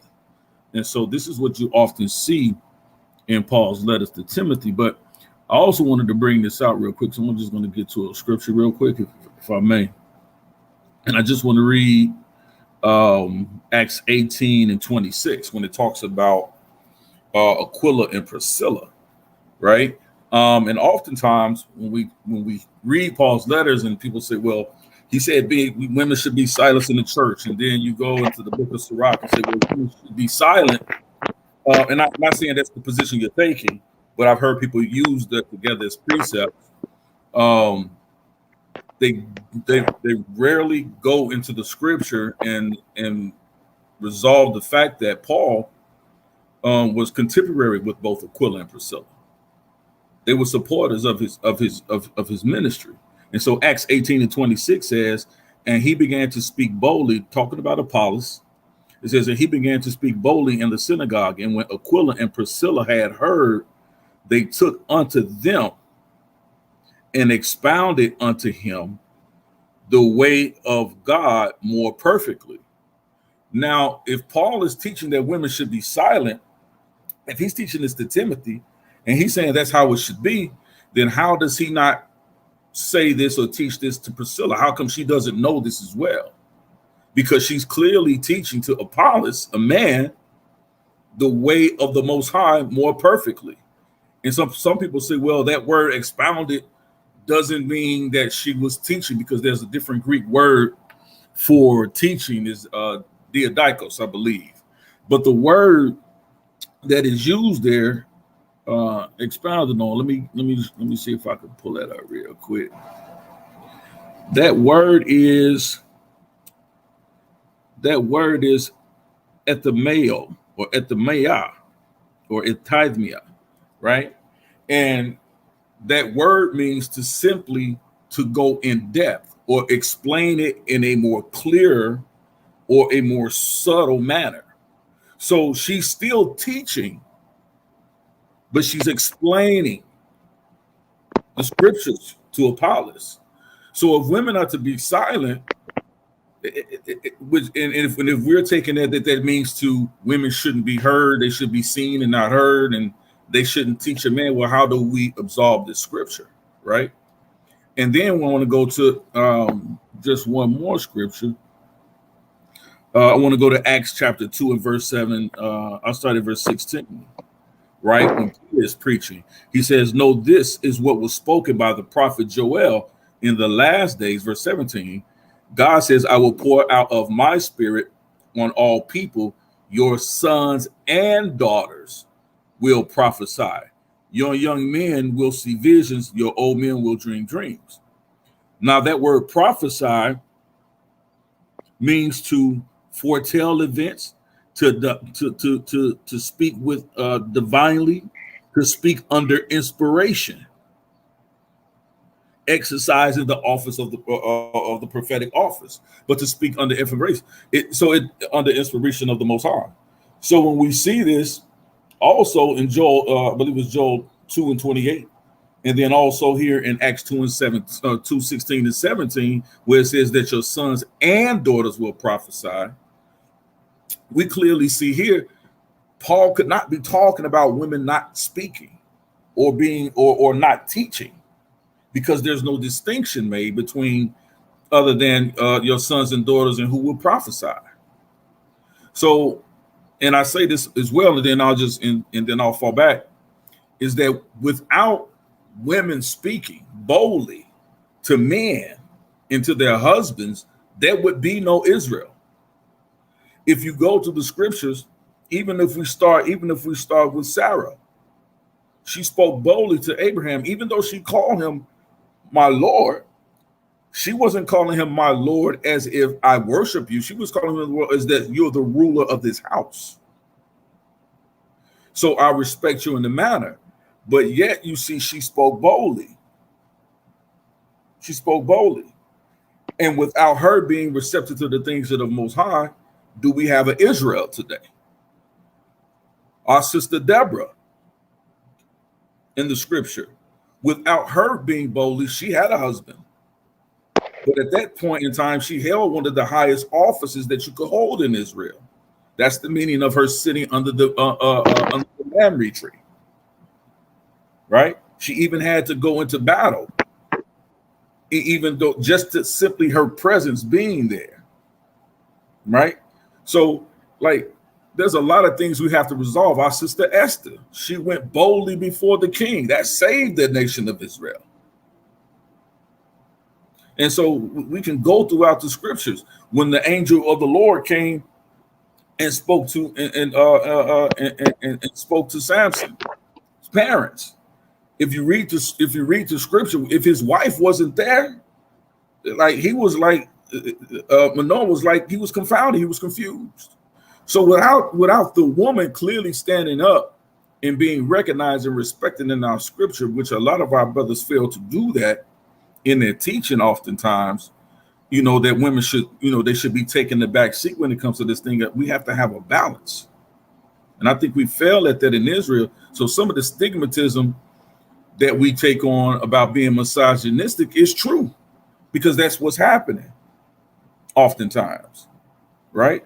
And so, what women are seeing who are in the world, they're not seeing a difference in there, because they're treated like second-class citizens in the world. And then you're saying, well, I have a better truth, I have a better way for you, according to the Most High, but they still see that they're still going to be treated like second-class citizens. What's the change for?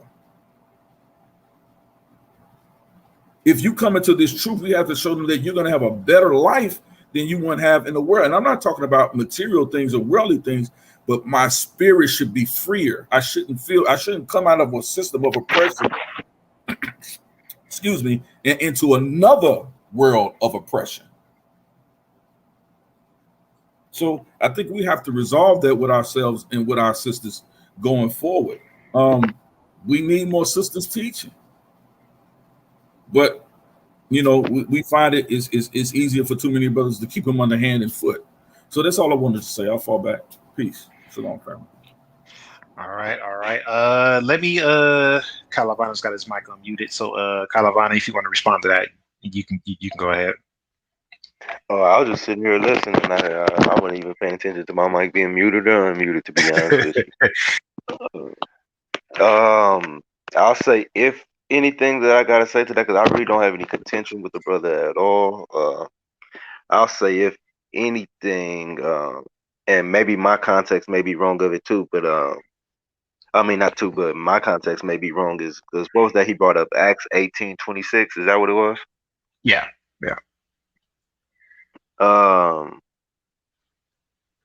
When they expounded unto him, what's the word? What's the Greek word for the unto him right there? Can you pull it up? Yeah, I can pull it up real quick. It's let me get back to it. It's over here. It's ektihimai,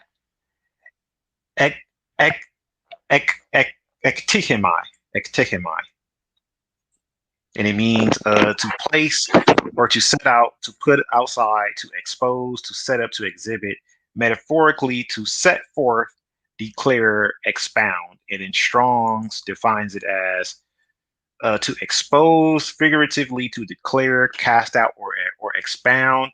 And then the Mount's Concise Greek English Dictionary says to place outside, to put forth, to expose an infant, metaphorically, to set forth, declare, or explain. Okay, cool. Because I don't have nothing in front of me, so that's why I was asking. Because I know that it breaks it down like that. Because I was just trying to make sure I got a full understanding and making sure I was following what the brother was saying. Oh, okay. Got you.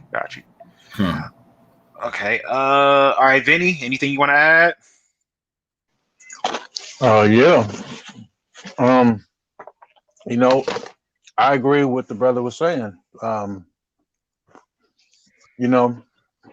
I think that there's no way, like, I'm not speaking against the order. I know that there's an order, and I agree with the elder that there's definitely an order. Like Brother Michael Paul said, God, Christ, man, woman, and child. But that don't mean that there's some type of oppression going on, because he implemented the Sabbath, which is a direct law that goes against oppression of any sort. Even the Jubilee is a yearly release from the oppressive duties that you've been going through. And we know that it's from stuff that you put yourself under. But I think that it's those trigger words, Brother Michael Paul, or we kind of touched on it earlier in the conversation. It's the trigger words of the leadership, the headship, and then we have like this Western ideology of what these words mean, when it's really polluting our mind. You know what I'm saying? And we really have to separate from like all of this stuff, because it's just an order, man. It's just the order that the Most High placed it in, and it has nothing to do with oppression at all. It's just teamwork. Just like when we go to work, if we work under somebody, when we go to work, we don't look at the boss as an oppressor. He's just there to do his job, to tell us what to do, make sure everything is running straight, and then everybody else plays a part. But I'll tell you what, if the janitor fell off, guess what? Nothing would be clean. So therefore, the business would suffer. You know what I'm saying? No matter what role that everybody plays, we're all a part of the body. And just like who was it that explained the body? Was it Paul, or was it Christ? Paul, right? Yeah. So I mean, everybody has a place to play. Like, if there was no eye, where would that would affect the body? If there was no small pinky toe, that would affect the body. And what's powerful is, I was listening to the Kwame Brown podcast when he interviewed Craig Hodges, right? Remember Craig Hodges, the basketball player? Mm-hmm. He actually brought it up, and I posted the link in the little group chat, the DT4U group chat. But he brought it up, talking about how everybody's Kwame Brown mentioned everybody searching for this messianic leader. Everybody wants to place people in this position, but and then Craig Hodges touched on it. He said, look, man, he's like, we're all supposed to be a part of that Messiah. You know what I'm saying? We got a head, of course we got a head, but then we got, all other different parts of the body that make that body working, proper, function properly, and if we miss any part of any body, then the body will not function properly, so it's all a part of that order, and there's nothing oppressive about it at all. It's just these like I say, these trigger words, man, that just tear us off from that. But I mean, I agree with the elder, and I think that was that was some good history that he brought out too. And I'll yield. Yeah, I definitely appreciate you for that, Vinny. Yeah, so a lot of what Yara said is the reason why I'm even on this platform doing these types of shows. So we can spark these types of conversations.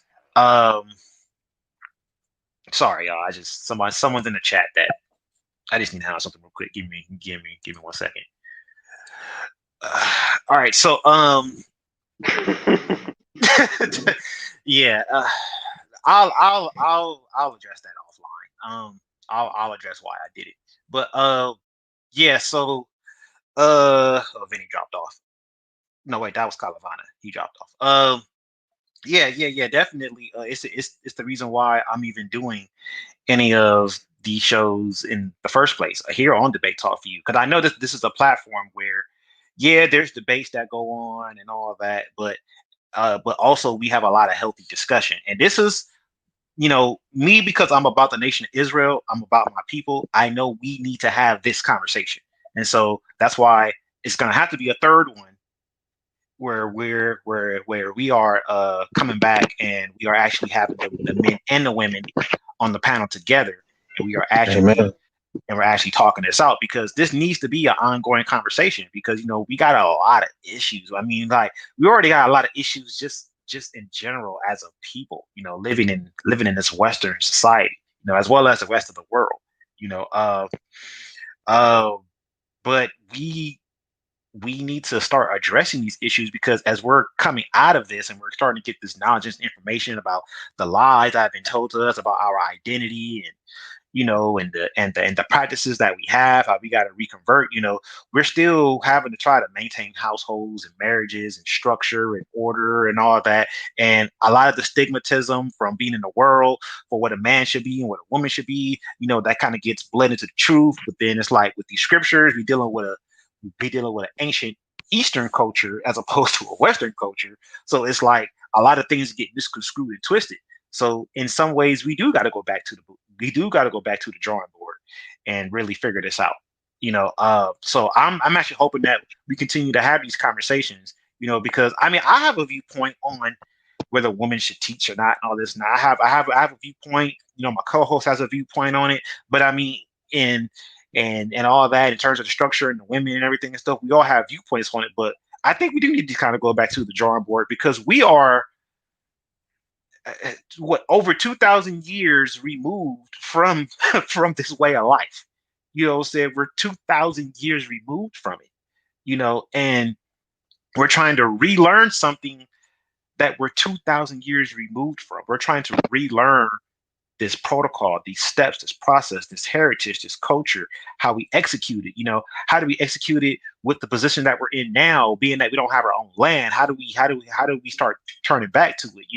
How do we get this together in order for our households and stuff? Like, how do we deal with the women, dealing with the men, the younger ones, the older ones? It's like, it's so much that's on the table, but I think this conversation right here is going to help push things in forward progression to at least bring some harmonious balance to we as men deal with, what women deal with, and then us just communicating and having that conversation.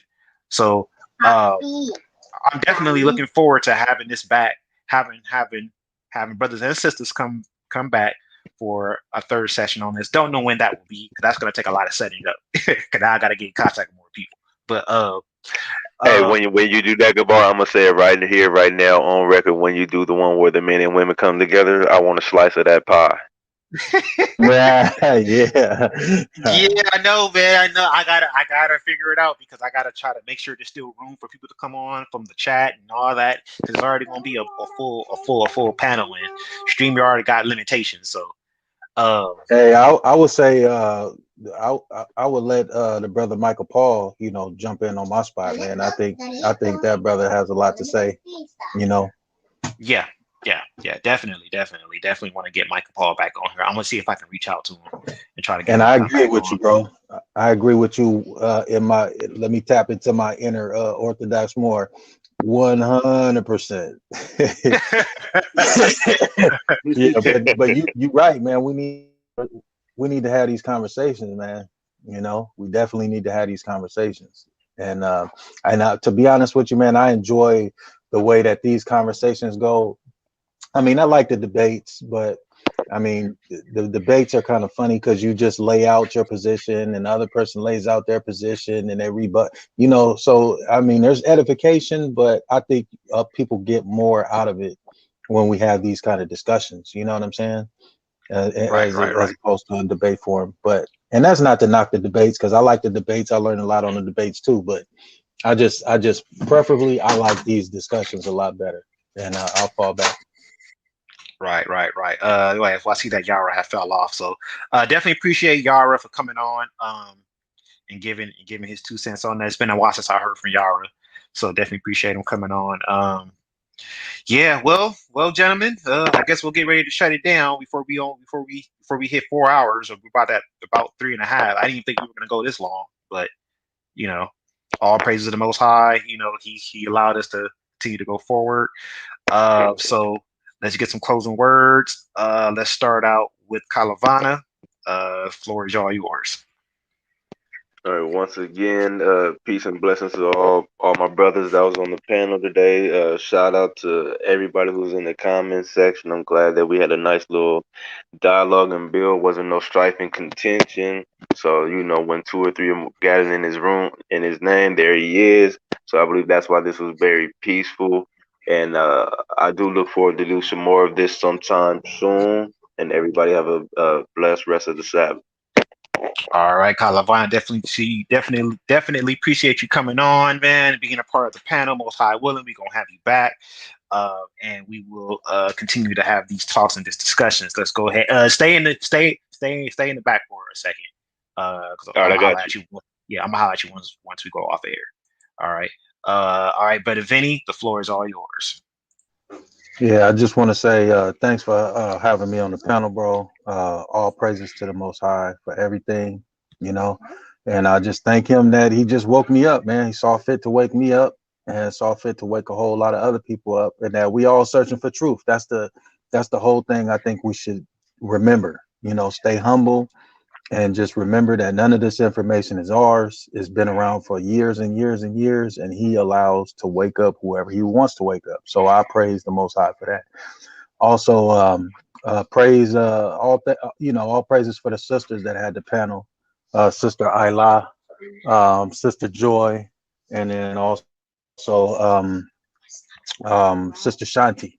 And also you, Gabbar, for having that conversation, because it's a lot of things that need to be heard. It's a lot of things that need to be discussed. And this is one of those topics that is, it's one of those topics, man. And I just praise the mighty Yah for that. Y'all have a blessed day. Peace to the people in the chat. Thanks for the support. Also, remember to like, share, and subscribe. And everybody have a blessed Sabbath. All right, Vinny, definitely appreciate you coming on, man. Just stay in the back real quick while I get ready to shut this show down, man. Definitely appreciate you coming on, being a part of the panel. So there you have it, people. That's the men's response to the unheard voices of Israelite women. That's the men's response to it. Obviously, we got a lot more to talk about between us men and the women amongst our nation, and we will continue to have those conversations, Most High Yahweh willing. Okay, we will be doing that. So we're gonna go ahead and get ready to shut this down. I want to give a special shout out to Sal Showtime for allowing us to once again use his platform to be able to have these talks, to have these dialogues, to have these discussions, because it is debate talk for you. So we do have talks on here also. Okay, not just debates, but debates are coming. I know y'all want those debates, so those are definitely coming. I want to thank all the brothers who have come on. Brother Vinny, make sure you check out his show. Calavana, Aramis. Appreciate Brother Michael Paul for coming on. Yara for tuning in. I know Joy had popped in the back and she was going to come on, but then she kind of had dropped out.